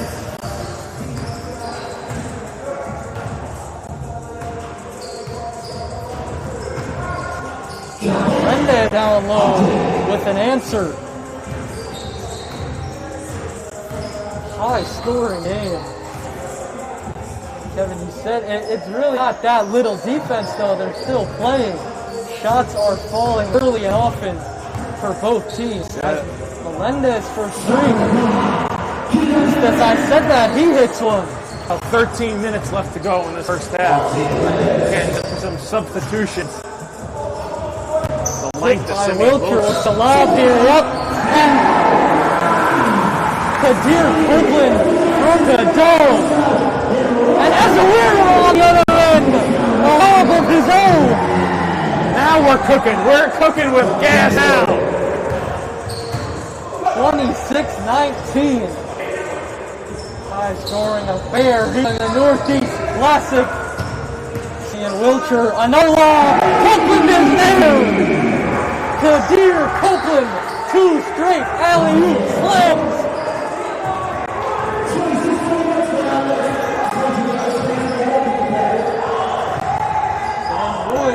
Gets it over Melendez. Now there's a whistle. Substitution for both teams. And we're seeing offensive firepower here early in this first half. once we get a little bit later in the game, don't be surprised when you see the defense come out. And Michael, for the first time tonight, taking forward Samson Johnson. Samson Johnson against Bradley Azawiro. Get your popcorn ready for this matchup down low. Spencer Joyner will set up the offense, will slow it down really for the first time. Armstrong deep lead. Knocks it down from deep three-point range. 12-point lead for Team East, gone just like that. Down to 4. Rafael Castro in the game, but airballs this one. Armstrong weaving through the defense. Watson in the corner, no. Offensive rebound, Samson Johnson with the slam. We were talking about the guards. How about the big men for both teams? Todd Pettiford, we're calling Juju Murray, who was set to play in this game. So apologies for that. So break it open for Pettiford. Yeah, Juju's with us in spirit in this one. Late on a Saturday night, Banks always open. Walk down low. I believe Rafael Castro, there were a few defenders in the area for Team East. They were looking for the lob to Samson Johnson. Rafael Castro takes the pass away. Keith Mency. Of Hudson Catholic. One of the top uncommitted players in the state of New Jersey. Armstrong will test again from range, no good. Rafael Castro tracks down.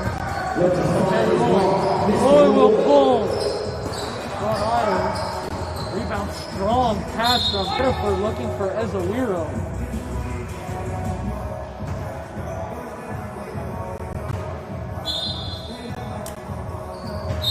Joyner takes another inbound coming Team East. Got 10 minutes left in this first half. As I said, Juju Murray was set to play in this game. We had some big-name players that were set to play in it, did not make it out here, like Zion Cruz of the Patrick School. Got his invite as Ezawiro from downtown on the rim and off the mark. Armstrong loses the handle. Here comes Ezawiro, will take it himself. Windmill slam from Brad Ezawiro.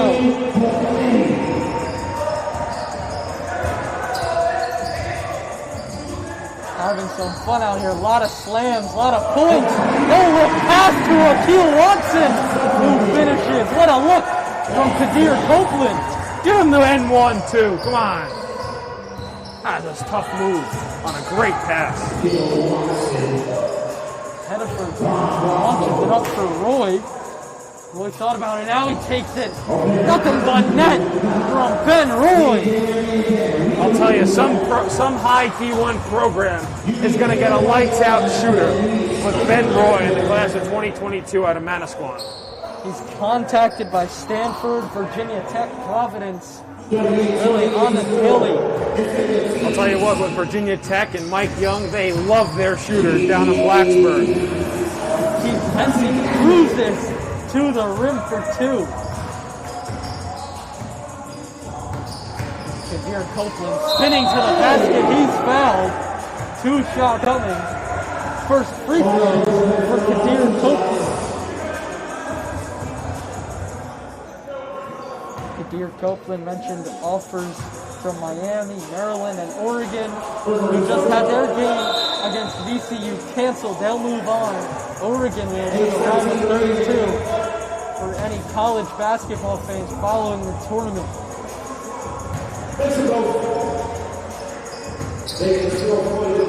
Both free throws fall for Kadir Copeland. Dan Roy loses his handle. Here comes Copeland. Throws it up. 2 people there. Joyner and Watson both went for it. And now Samson Johnson will lay it in. 8-point lead for Team East. And a slam from Brad Ezawiro. Get out of his way. Yeah, I don't know anyone who wants to try and take a charge from that coming down the lane. it's a way down foul.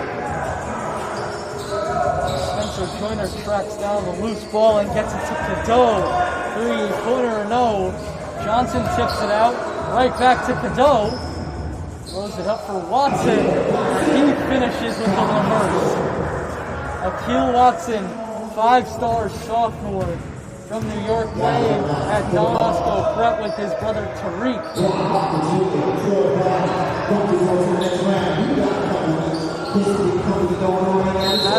Castro couldn't get it. Team North gets it right back. Great look there from Ben Roy, just mishandled and went out of bounds. 7 minutes left in this first half.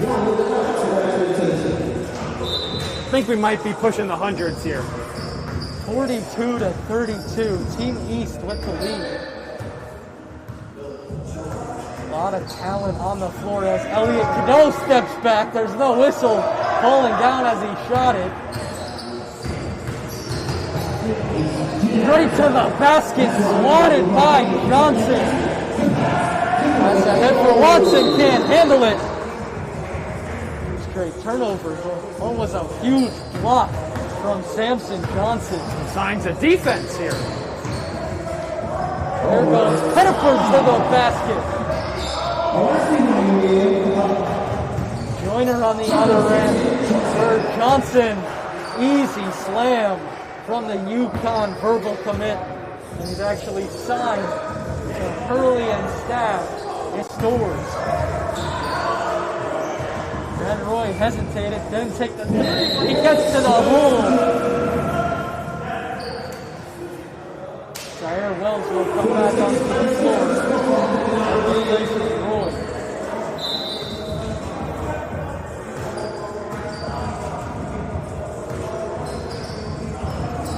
Spencer Joyner gets a screen and puts up a three. Off the heel, no good. Elijah Perkins up the floor. Euro step defended nicely by Joyner. Looked like Joyner knew that one was coming.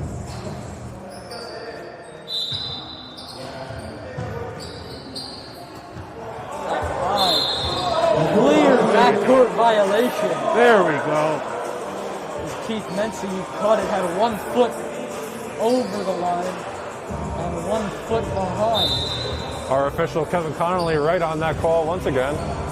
I mean, I'll give the officials the benefit of the doubt. It's pretty tough with all the lines on the court to figure it out. Elliot Cadeau, the freshman, finishes. Up ahead for Pettiford, drops it off. Great ball movement to find Castro.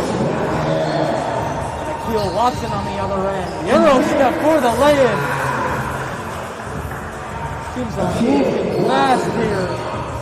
48-40. Team East on top. Gonna need to see some defense from Team North in these next few minutes of this first half.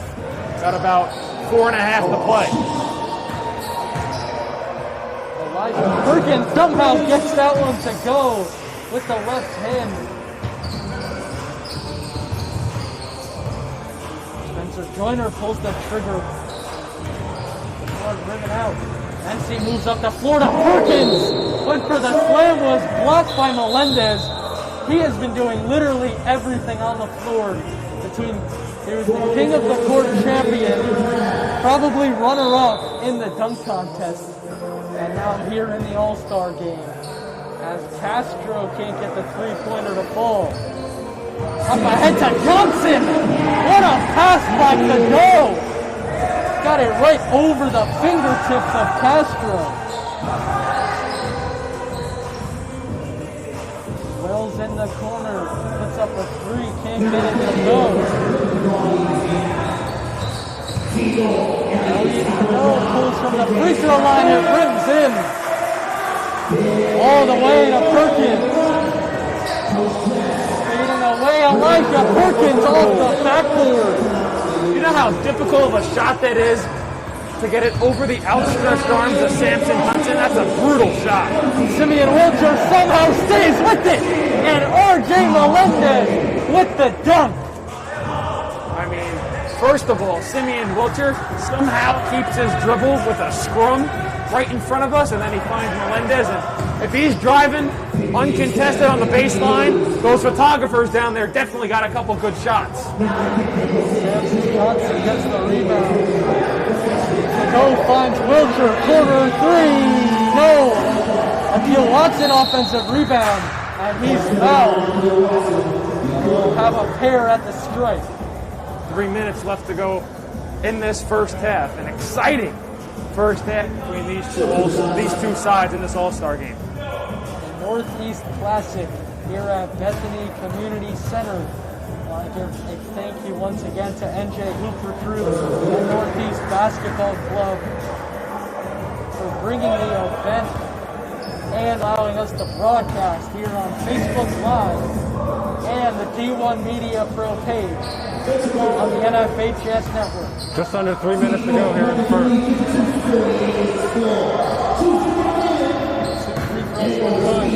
As Mency gets to the hole. Finger roll is good. Wilcher loses the ball.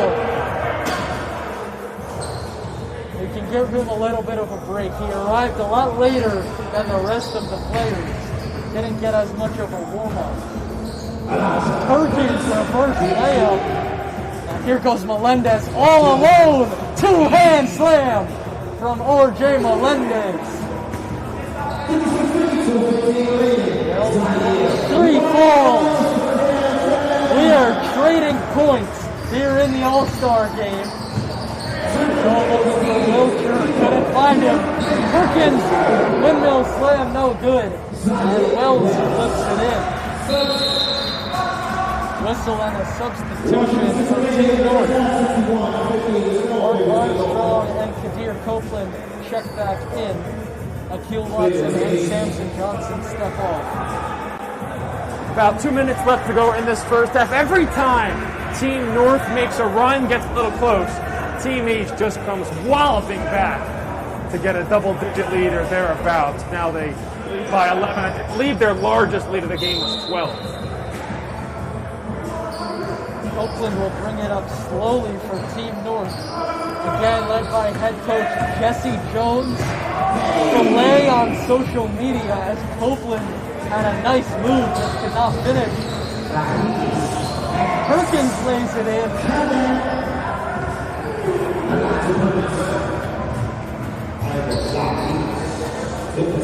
Elliot Cadeau showing off the handles, gets to the basket, loses it. Team East has it.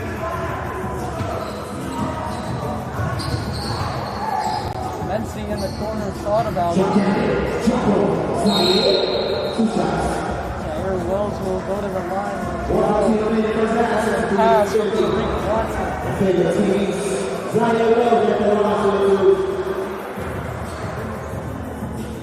Special shout out to all the media in attendance. Special shout out to Slam.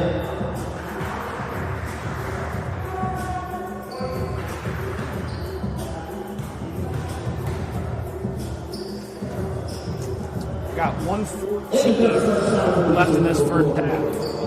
As Wells goes 2 for 2 at the stripe. Mark Armstrong pull up 3. Too strong.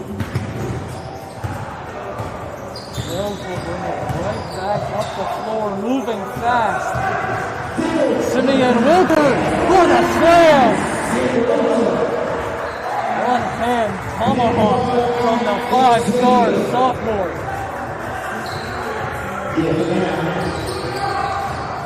Perkins gets around the double team. Watson down low. Turns around, gets it with the right hand. Kadir Copeland, 2-hand flush. And Perkins on the slam. Now we're starting the offense here late in this first half. Ben Roy half court alley-oop there. Elliot Cadeau catches to the basket and finishes. We are going back and forth as Ben Roy loses it. 4 seconds left.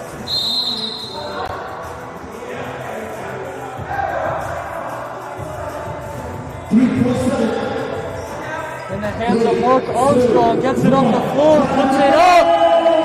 No good at the hole, that bucket for the first half.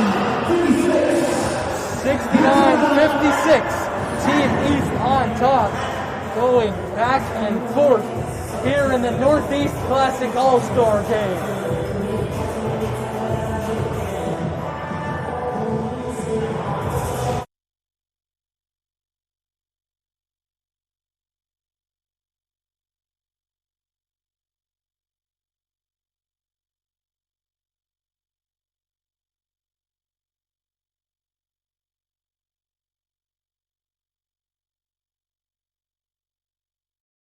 Want to learn how to be a talk show host? Want to be a great play-by-play announcer? That's good! You always have to be prepared for something to happen. Thank you, Gary. Sure, thank you, Matthew. Good evening, everybody. Today is Super Bowl 54.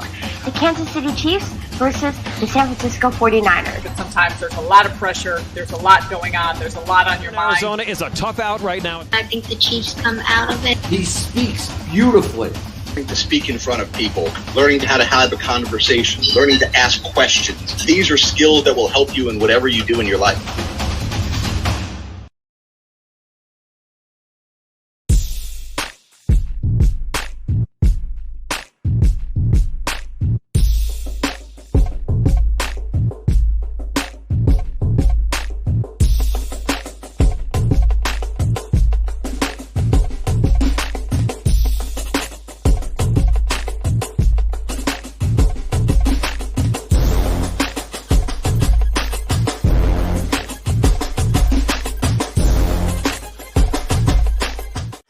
Last year with the Bees, Mrs. Athley, Cliff O'Malley with the slam after the rebound. Cliff O'Malley with the block. Empty it. Under the basket, no foul called. Going the other way. Oh, here we go. Number 11 gets it done, sticking the tongue. Playing in the same court together at any point. Really awesome moment for the two of them. CJ going up for the dunk. 14-5, Coach Eric Elliott. It was a backcourt except for the one guy that mattered. Oh! Freshman Simeon Wiltshire, welcome to the Lions Den. I'm going to use that new coin term again, Matt. We just had the Cliff effect twice. Woo! On the defensive side. So good. From Brian Bernard. And Cliff. Woo! Another slam dunk. Gets the steal. Gives up to Nile. Sports Center, you better be watching. We're all going to get an open shot like that. It's always the alley-oop. CJ Wiltshire, the big game so far today. Cliff O'Malley, the highlight reel dunk. Up to Niles Lane. Oh my God! The dunk potentially. CJ baseline dunk. Gap between these two teams. As Wiltshire's off on the three. The Rivera gets the rebound and the slam dunk. We're going to get a finish here. Oh, a slam dunk finish to clarify that. What a way to Patrick Ryan. What a finish. That is the game, folks. We'll be back with Coach Boff and with Miles Lane as Matt. All right, this is Adam. Take two. Mark? I guess. I go like this.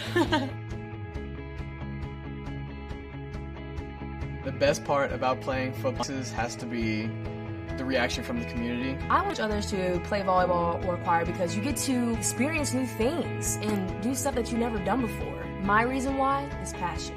My reason why is pride.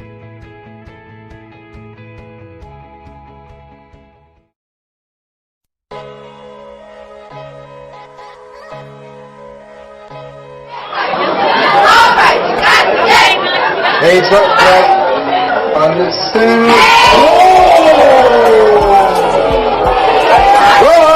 Took him and decreasing. Ethan Horton. Horton dribbles into the front court to Khalil Whitney. Going to the basket and the jam.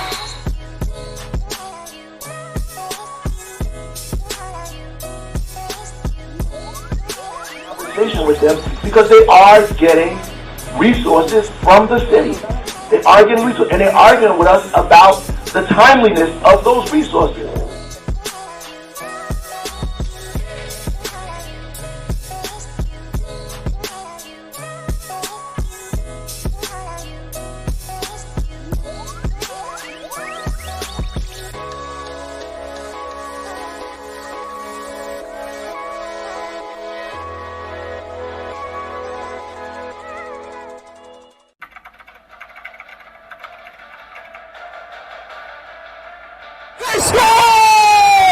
Lloyd attacking and throws it down! Touchdown for St. Peter's! I'm here with Darren Lewis. With Simeon Wilcher. Here with Precious Achiuwa. About doing overtime.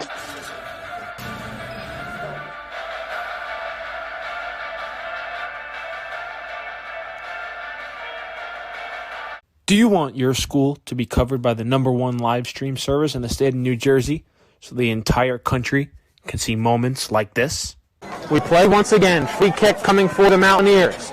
Short shot on goal. On post. And West Orange gets the goal. And they win. They take down the #2 ranked Seton Hall Pirates. Bullock takes the snap. He's going to take it himself. Barreling towards the goal line, and he's in. Charles Bullock from 3 yards out. And the Marauders lead it 20-7. Or be a witness to championships like these? Montclair are state sectional champions! They defeat Livingston 4-1, and the Mounties sweep the boys and girls brackets in back-to-back wins over the Lancers. 3-2. There goes the runners. Swing on and miss. Strike 3. That does it. The Cranford Cougars are the Last Dance World Series champions. Or have exclusive interviews with players and coaches. Bruin and Silver Star pitcher Teague Mulcahy. I'm here with Cranford star Ryan Jaros. We're with the Bergen Crusaders, star of the game, Luis De La Cruz. Here with West Orange head coach Doug Nevins. And all right, now here with star goalkeeper Nikolai Matthews of this West Orange Mountaineer team. Nikolai. We're with Claire Manning after Montclair picks up a 4-1 win over Livingston. I'm here with Molly Brumback, the goalkeeper. Molly, what was today like? Here with West Orange girls varsity coach Sean DeVore. Then join the D1 Media Pro team, New Jersey's #1 live streaming service.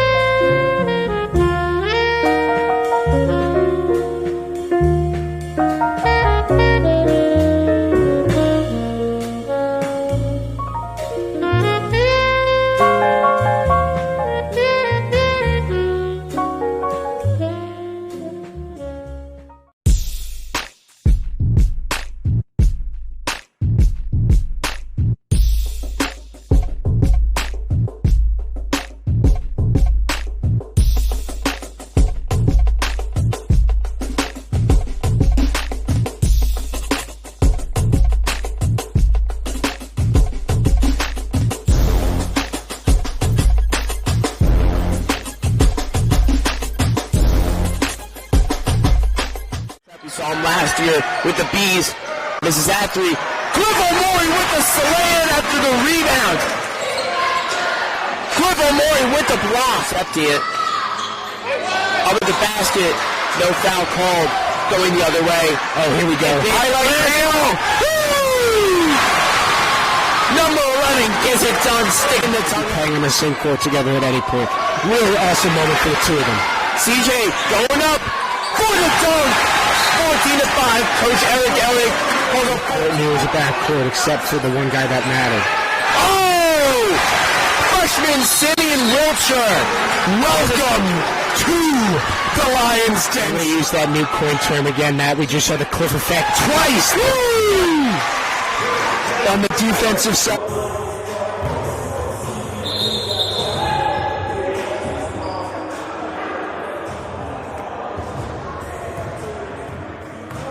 Second half coming up here in the Northeast Classic. Michael Sirota here with Alex Lorenzo and Kevin Connolly. A lot of scoring there in the first half as Elliot Cadeau will get it to Armstrong. Three-pointer no good as Awiro has the rebound. Open up the second half. 69-56, Team East on top after one half as Awiro lost the ball, but his foul looked like he was going up for a slam.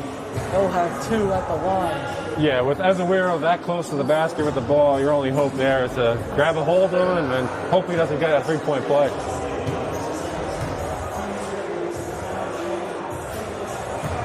Ezewiro has the first free throw for Team East, the LSU commit, originally in the class of 2020. Reclassified, took a front year at Hillcrest Prep in Arizona. Elliot Cadeau backs up for a three-pointer, can't get it though. Tyre Wells has the miss and moves it up. Castro in the corner, no good.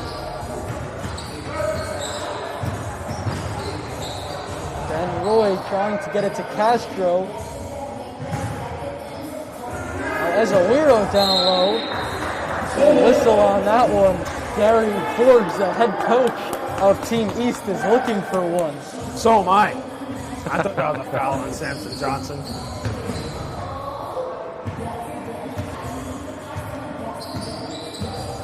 Ben Roy on Armstrong, step back three. This is everything.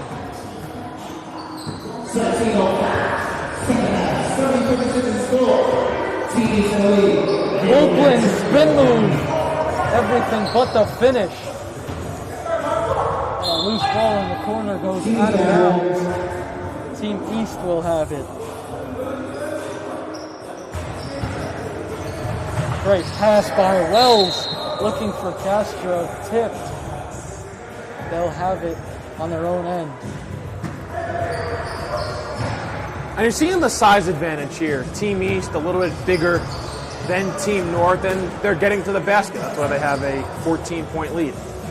But then you can just do that. Keith Mency knocks it down. Top of the key. Elliot Cadeau back up for Wilcher. Little give and go action. And Simeon Wilcher tops it off with the finish.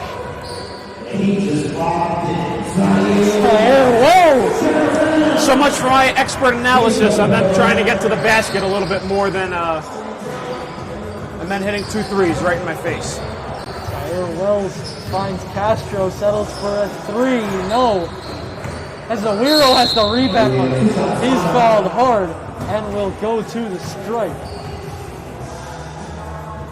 Brad Ezewiro chose the Tigers over USC, Tennessee, Georgia Tech, and more. Sinks the first free throw as Tariq Watson will replace Rafael Castro.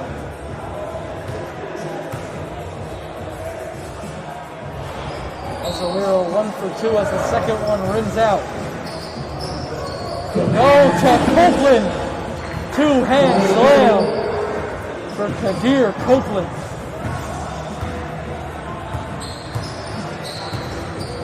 Mency has it tipped from behind. Here comes Cadeau. Keep it himself. Will hang on to the rim on the two-hand dunk.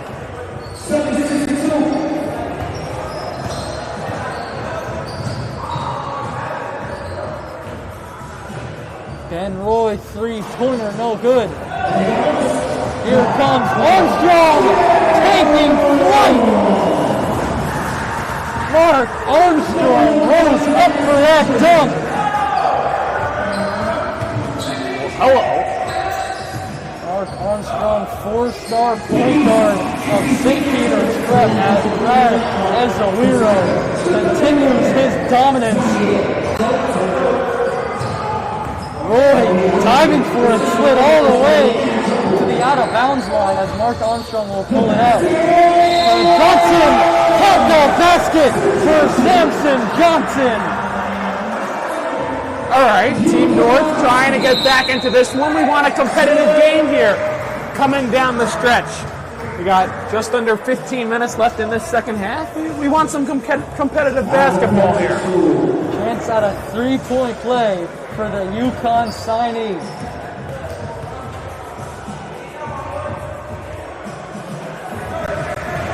Caps it off by finishing for three. Bringing a little bit closer, 11-point lead for Team East.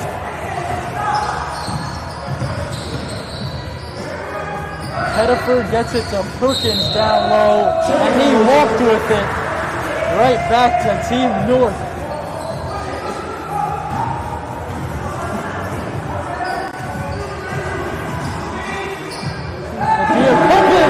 Gets it to Johnson. Another slam. Team North on their way back as Simeon Wiltshire takes it away. Wiltshire can't get it to Armstrong. Here comes Ezewiro. You better get out of his way. They'll lay this one in. Even when there are people in his way, they just bounce off of him. He's so strong. Elliot Cadeau, step back. No good. Up ahead for Perkins, 2-on-1. And Mency lays it up and in. Kadir Copeland is fouled. 2 shots coming for the 3-star of Life Center Academy. Yeah, when we talk about Ezewiro, I'm not sure what they list him at, but he looks to be about 6'6", 6'7". I'm so interested in what they're going to do with him at the next level. He's a tweener when it comes to height, but strength-wise, certainly can play down low. He shows he can shoot outside. He's an interesting prospect, and I can't wait to see what LSU has planned for him. I think he could fill perfectly into that Trendon Watford role if he moves on to the NBA. Yeah, he's a tough player to find a comparison to as he goes down and throws down a two-hander monster dunk. Right as you say that, Alex, Ezewiro is there. A lot of people here around New Jersey will remember Naz Reid going to LSU. But he's not as big as Naz was. I mean, maybe in terms of weight, but not in terms of size. I mean, Naz was a solid 6'10", 6'11". Melendez went flying to the basket. Scott for it down low, controlled by Ezewiro. Up ahead to Castro, a fight for it, still loose. Finally taken away by Wiltshire. Armstrong 3, no. Copeland adjusts mid-air, but can't get the lay. On Pettiford, spin move, trapped in the corner. A late whistle. Armstrong was all alone. You know, whenever we mention Armstrong, I think about the point that you guys made, and Kevin, it's your alma mater in Jersey City, St. Peter's. He's kind of turned that school into more of a basketball school. When you think about the Marauders over there in Jersey City, you always think football. But as of late, the basketball program has been coming on very, very strong. Yeah, even this year, you look, they were a top 4 program until they lost to Union City coming off a COVID pause. I think they still finished as a top 5, top 6 team in the state. So, and they're going to have him for another year. So, who knows what could happen with the Marauders? Yeah, definitely trending in a positive direction. Good news over there in Jersey City. So we talk about St. Peter's Prep. Let's also talk Bergen Catholic, another top football program in the state. Has really become a basketball school as well, with Will Richardson, Julian Brown, and Elliot Cadeau, just a freshman with the Crusaders. Yeah, if you look at the Super Conference now, just with St. Peter's, Don Bosco, Bergen Catholic, Seton Hall, Del Barron, Paramus, the list goes on and on. They're really becoming powerhouses in every single sport. I mean, we've seen it in the fall with football. We've seen it in the fall with soccer. And then obviously we just saw it now with basketball and now even hockey. So we do it all here at D1 Media Pro. We see every single sport these guys play and these schools play in, those schools really stand out just as powerhouses across the board. Shakir Copeland, tough finish and one. And when we talk about these schools in North Jersey changing, well, when you lose a school like St. Anthony's in Jersey City, a legendary basketball program, those players have to go somewhere that would eventually have gone there. And we've seen them kind of, as you said, Michael, very Catholic now, coming about as the basketball program, St. Peter's Prep, Don Bosco Prep, so things are trending well in North Jersey. Pettiford knocked down as he shot it. He got it to go anyway. As Cano misses the layup. And it's kind of that same story of the first half. Every time the North gets close, the East just pulls away. It's kind of the same story since the first half, as we have, 12 and a half to go.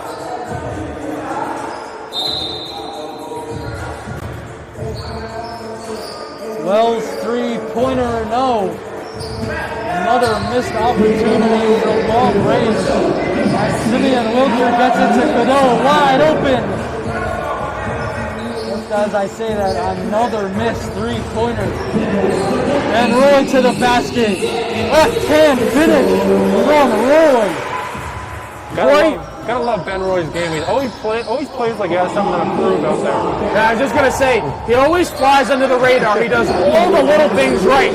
If there's a box score for this game, you're not going to see Ben Roy do a lot. He'll get an assist there. But it all starts with his defense, the rebound, the pass.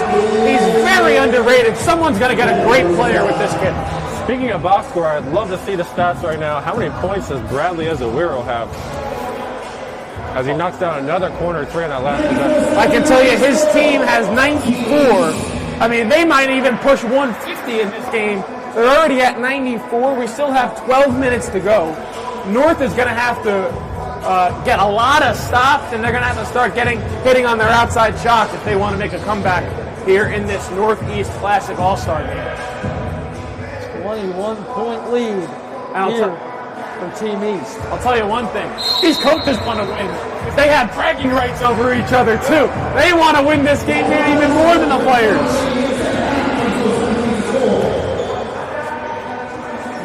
Three, Melendez, not even close, but Akil Watson is there. Well, Melendez could say that one is a pass. Yeah, that's a pass. Put in the stat sheet as an assist. As Ben Roy pulled the trigger from way downtown, couldn't get it. Zaire Wells also doing it all right now for Team East.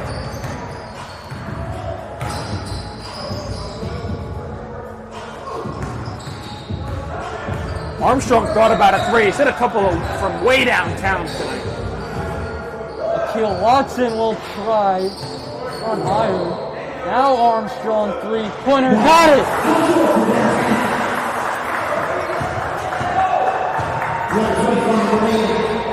Tahad Pettiford for Team East.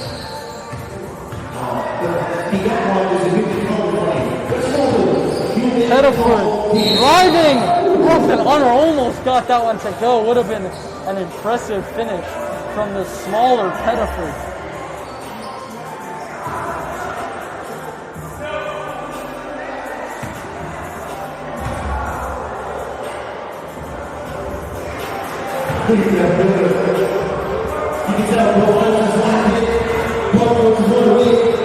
Got about 11 left. Goes 2 for 2 at the line. Check out Keith Commencing, high school teammate.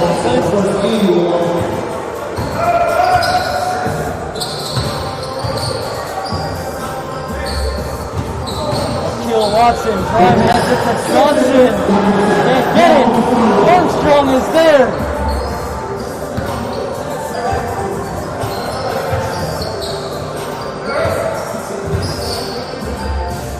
Ezewiro pulls from deep. Out. Joyner moves it up. Johnson mid-range. Yes! Samson Johnson. 20 feet out.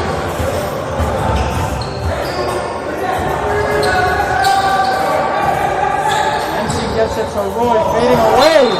Ezewiro was not ready for that pass.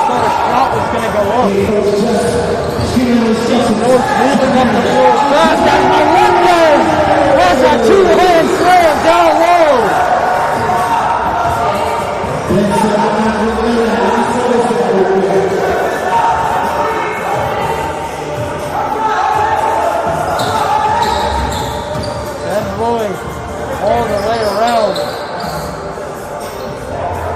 So we were across court pass, back to Roy. Stepped in behind the back to Castro, could not finish. Up ahead, Spencer Winner lays it in for two. Lead down to 11. Funny teamwork that have all these runs in them. They keep clawing themselves back and back and back, and they just get over the hump. There goes Austin. Got it to Roy midair, and there is Wells. What a feed from Ken Roy.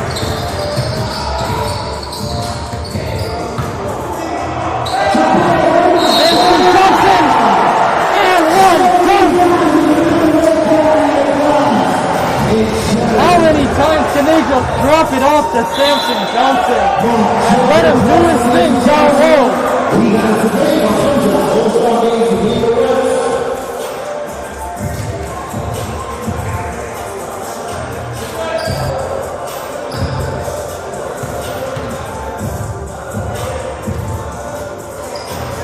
Johnson works on 3:29. Team North coming back, just a little bit more, 10-point lead for Team East as Ken Roy controls. About 9 minutes left. Look at the defense now from Team North. They're starting to lock in. They've got themselves back from nearly a 20-point deficit. They're trying to come all the way back. Yeah, Kevin, just as you projected, as the game got late, the defense is certainly picking up. Joyner all the way. Watson is there. Johnson is there. Three chances on the putback, and none of them fall. And Rafael Castro! The Providence commit off the alley-oop, and RJ Melendez. What a player.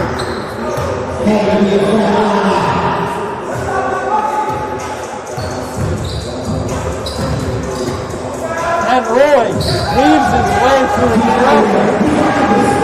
Here come Watson and Melendez. Long and a block for RJ Melendez. Jesse Jones is shoving it towards the hat on the floor.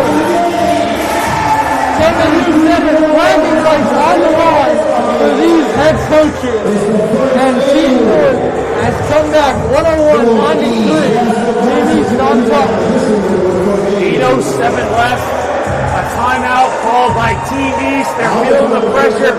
All the momentum now with Team North. This is a lot of fun here on a Saturday night in March here at the Bethany Community Center up in the township of Washington. Just a great night of basketball with the future of NCAA basketball putting on a show right in front of us.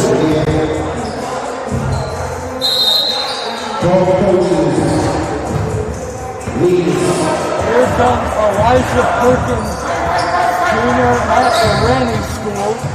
Will get to the basket, fires it out, Watson who leaves it here. Up the floor, Joyner, Melendez was there. Not finished through contact. Perkins is cut off, and then he fakes out Johnson and cannot get it to go. Here comes Team North. Melendez, three-pointer, for short, on the follow, and one, Akil Watson.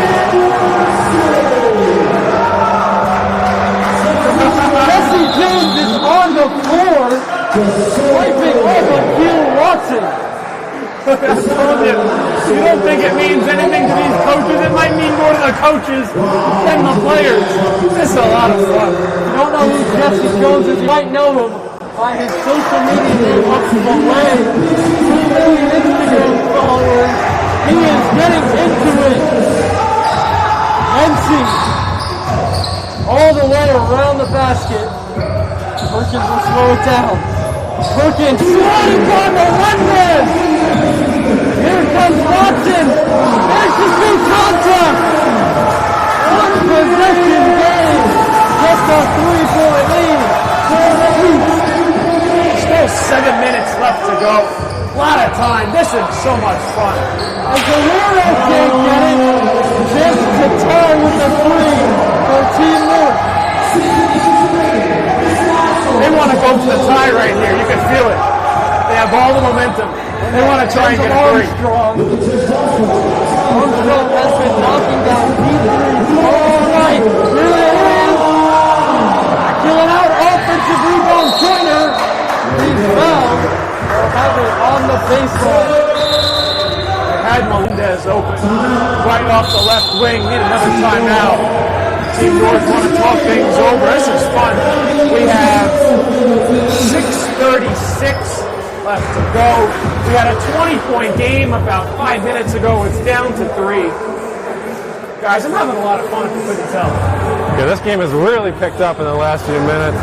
Just love to see that because, ultimately, you'd think it wouldn't mean anything, but it certainly does to the coaches, and it certainly does to these players right now. Donovan all night. King of the tournament, Orchard Melendez took that one. Dunk contest won by Zaire Wells. How about this finish? This is All-Star game. Simply going down to the wire. We've got 3-pointer dunks blocked. These guys have been doing it all night long. 6.5 to go. Elliot Canota inbound. Melendez can't get it. Three-pointer Pettiford, no good. Mency gets the offensive rebound. Second effort, no. Here comes Rocher. Jump stop, no good. Watson gets it, and then Rocher's blocked by Ezewiro. You see Ezewiro when he gets a rebound, it's like he's batting flies away from him. He's been doing it all. Big thing here is Samson Johnson goes to the bench for a breather for Team North.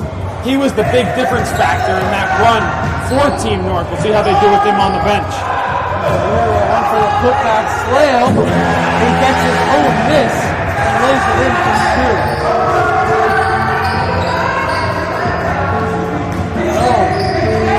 Falls by Pettiford and lays it in.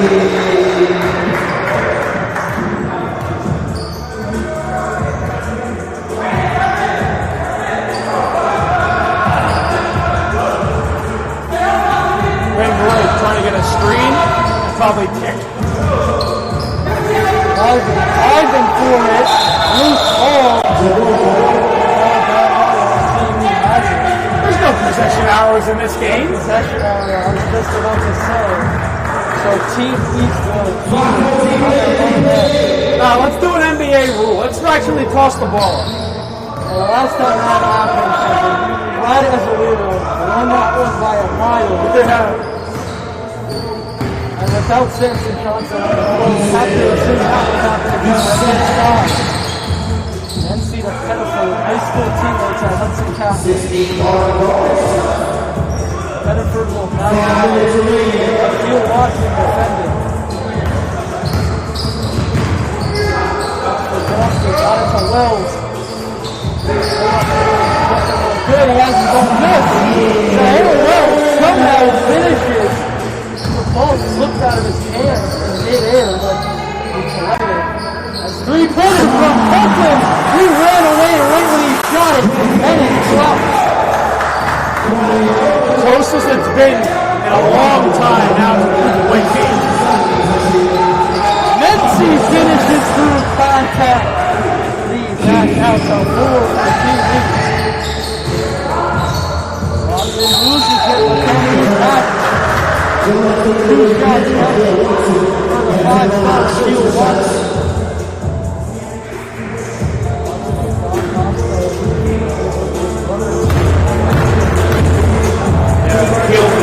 Older brother in the class of 2023 to reach the class of 2024.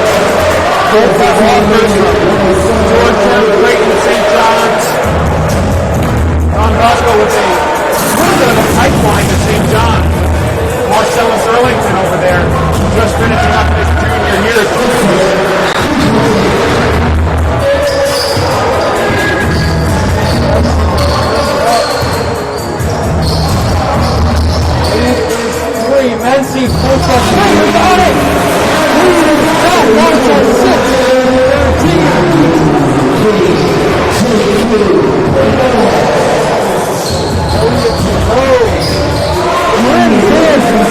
That ball hung on the front of the rim was going forever.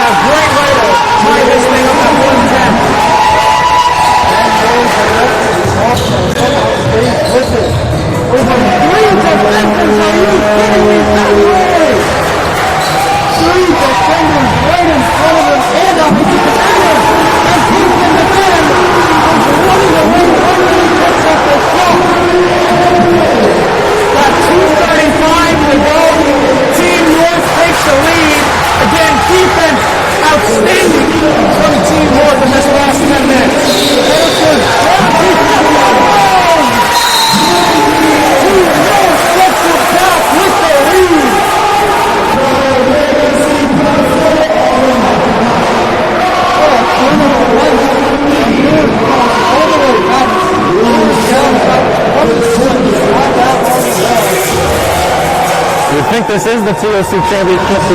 The guys are playing out there right now. This is great.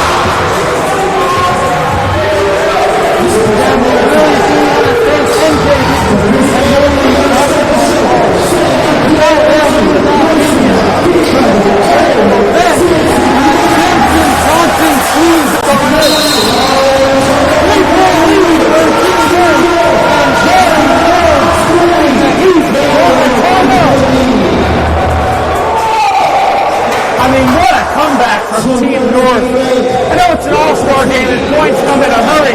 They look dead in the water shortly in this second half.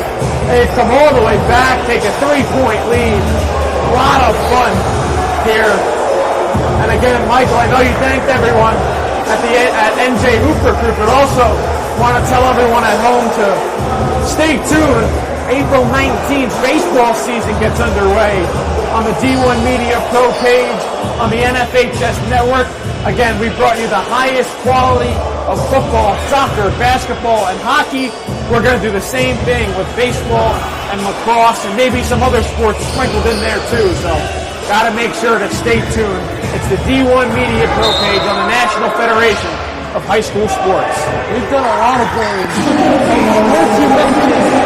This is one of the most fun things I've ever seen, as it's a 3-point lead for Team North. Elijah Perkins is fouled. Even the whistle getting a little bit tighter here in these final 2.5 minutes. It's starting to feel like more of a basketball game. At the start, everyone was scoring the bees. Now, points are a little hard to come by. 2 minutes to go. As Rafael Castro gets a mid-range winner about to fall. So what happens in the final minute when teams want to intentionally foul, but no one's keeping how many fouls people have in terms of team fouls? Johnson is blocked by Azevedo. Franklin got it back, and he'll have 2 at the line. Kadir Copeland has been active down low. Yeah, he really has. 1:33 to go. Copeland, I mean, is listed as a point guard, but he's also listed at 6'6". I could see him at the next level. Can handle the ball, but maybe shooting guard might be his best position.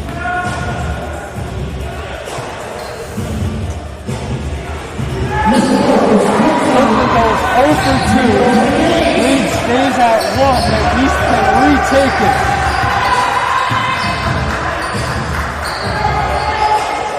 Full court pass to Wells, now out to Ben Roy. And Brian Jansen with the call. And the Wheelers fouled by Kirkland. He does not like that call.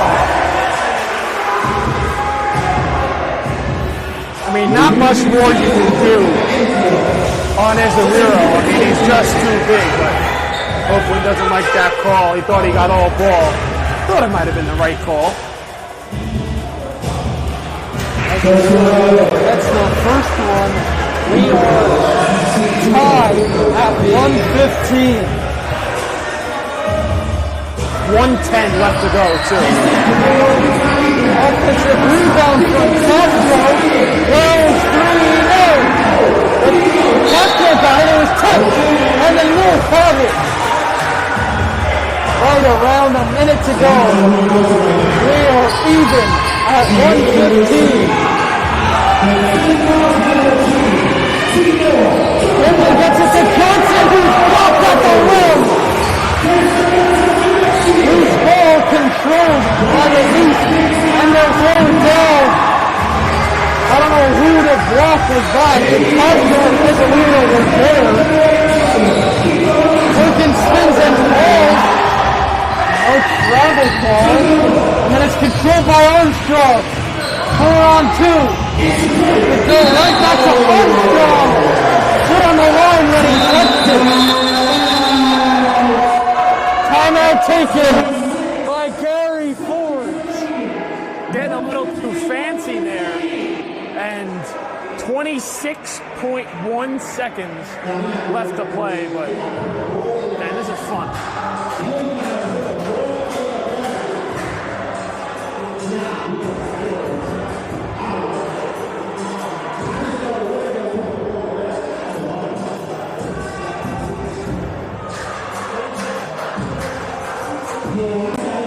Team North really been getting it done defensively. They're going to have to come up with at least one more stop. They need a stop and a score if they want to complete the comeback. Under half a minute to go, Team East with possession. Mark Armstrong will full court press on Ben Roy. Then he'll back up. Ben Roy, banana squad point guard. That's it to Pettiford. 20 seconds to go. Looks like they're going to hold for one.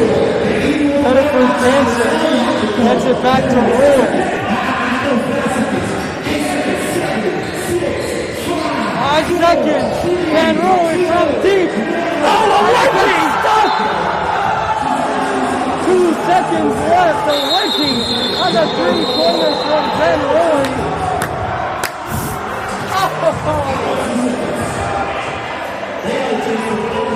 What did Iron Eagle say yesterday? An overtime wedgie. This is our last second wedgie. 3 seconds even left on the clock. But if I recall, the last jump ball went to Team East, but now we're going to jump it up the field. An actual jump ball. Samson Johnson is now on the floor. For Team North, Johnson. For Team East, Rafael Castro.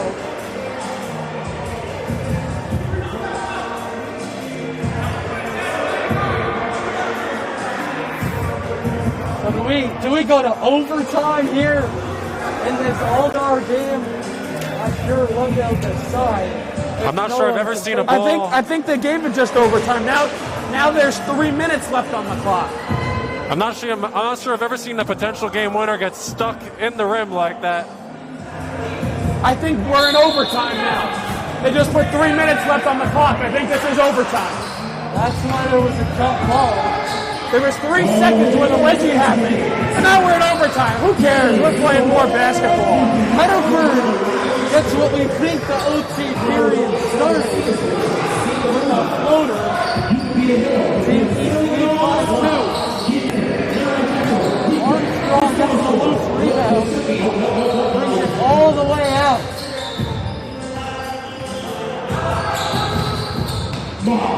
Armstrong swatted by Castro.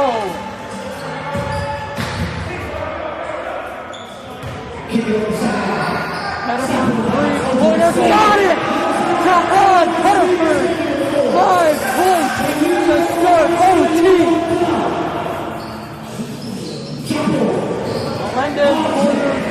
yes! That's an answer for Team North. And if they lose it, 2-point lead for Team East. Melendez pull up 3, and he's fouled. 3 shots coming for the Illinois Smith, R.J. Melendez.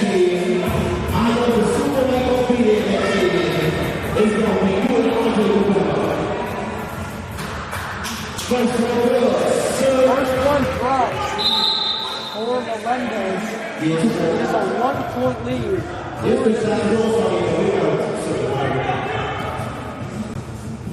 150 left to play in this overtime.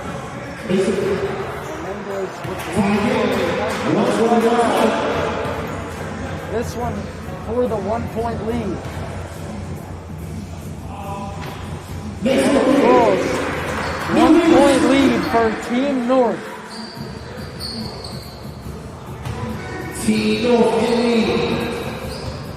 Quick 6-0 run for Team North, looking for more. Elliott to go, Gypsy from low. Armstrong for 3, got it! Yes, Armstrong knocks it down, and it's a 4-point lead. As the hero for the answer, he banks it in. What can he not do? This is March. This is what March is all about. It might not be the NCAA tournament, but we are sure having some fun here at the Northeast Classic.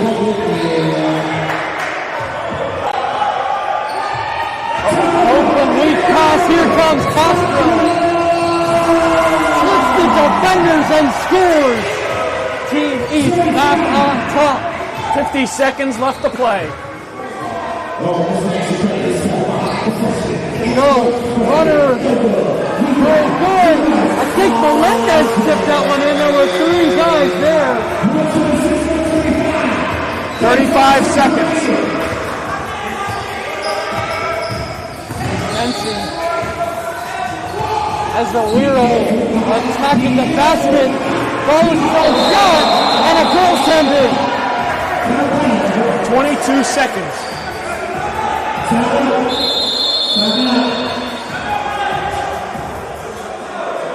believe a timeout chasing.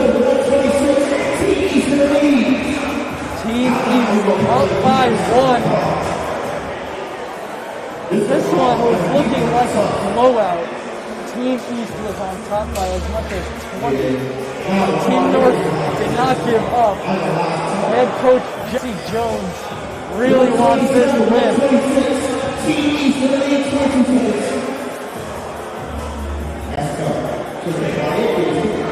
I'd imagine this is going into the hands of R.J. Melendez if you're Team North, either him or Mark Armstrong. 7 is either one of those two, or they could try to get an open look down low with Samson Johnson. They're only down 1. So a look down low will give them the lead if they do hold for the last shot. Yeah, I mean, all these guys are the number 1 options on their team, so Jesse Jones can't go really anywhere wrong.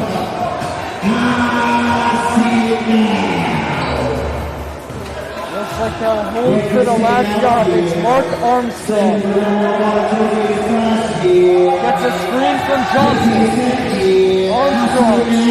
Step back 3. No good. Melendez! Put that slam!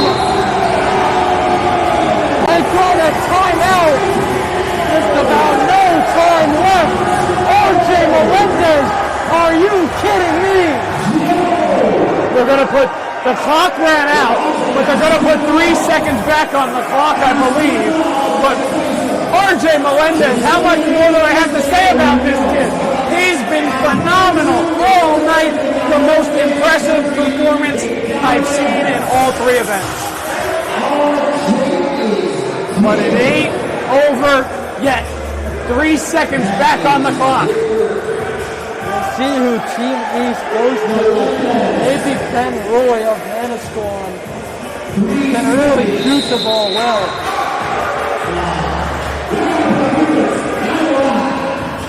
Oh, we got to advance the ball here. We're going to let them inbound from half court. NBA rule. Yeah. Or women's college basketball. They can advance the ball, but the men can't. All right, here we go. 3 seconds. Let's go. Inbound. Gets it to Mensah. Has to put up a shot. Pettiford got it! Jahan Pettiford wins it at the buzzer. Are you kidding me? It is March. Team East takes it out the horn. Jahan Pettiford, the freshman, has done it. This is March. What a game. RJ Melendez for Team North with a putback slam of 3 seconds. Jahan Pettiford from about 30 feet out wins it. Oh, what a game.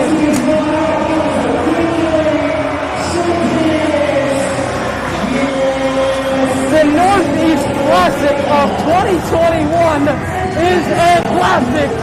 What a game!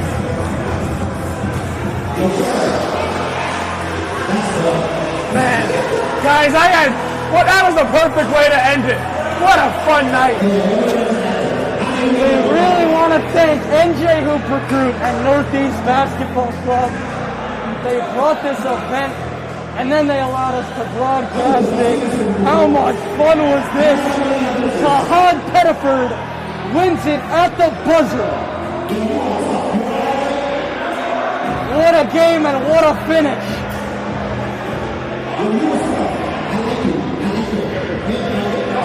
RJ Melendez is saying, I thought I had the game winner.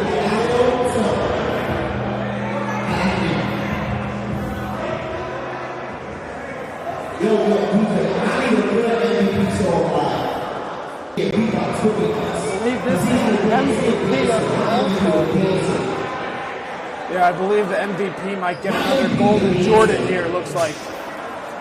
I don't know, I mean, I was going to say RJ Melendez, but I don't think you can give it to the guy on the losing team. I don't know, we'll have to wait and see. Jahan Pettiford, man to win it.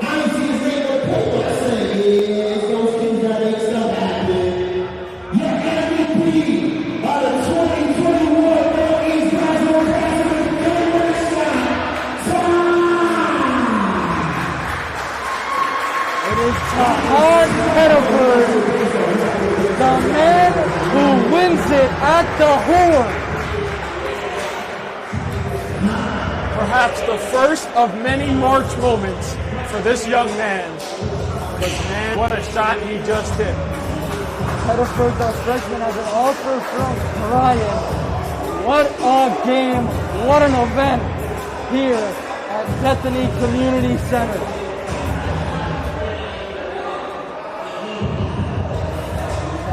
Saying all game long, bragging rights for the coach.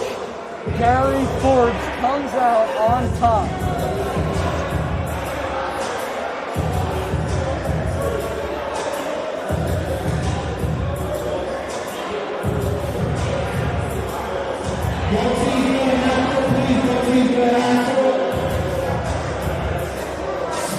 That does it for the 2021 Northeast Classic. Here on D1 Media Pro, for Alex Lorenzo and Kevin Connolly, I'm Michael Cerroti. What an event, what a night, capped off by the Jahan Pettiford game winner.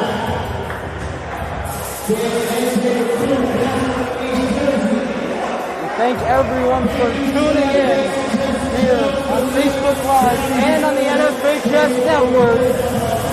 Team East takes the All-Star game by 2.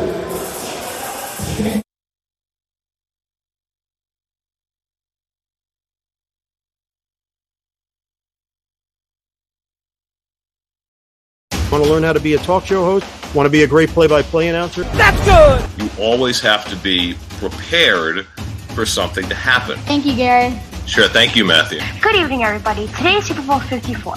The Kansas City Chiefs versus the San Francisco 49ers. But sometimes there's a lot of pressure. There's a lot going on. There's a lot on your mind. Arizona is a tough out right now. I think the Chiefs come out of it. He speaks beautifully. Learning to speak in front of people, learning how to have a conversation, learning to ask questions. These are skills that will help you in whatever you do in your life.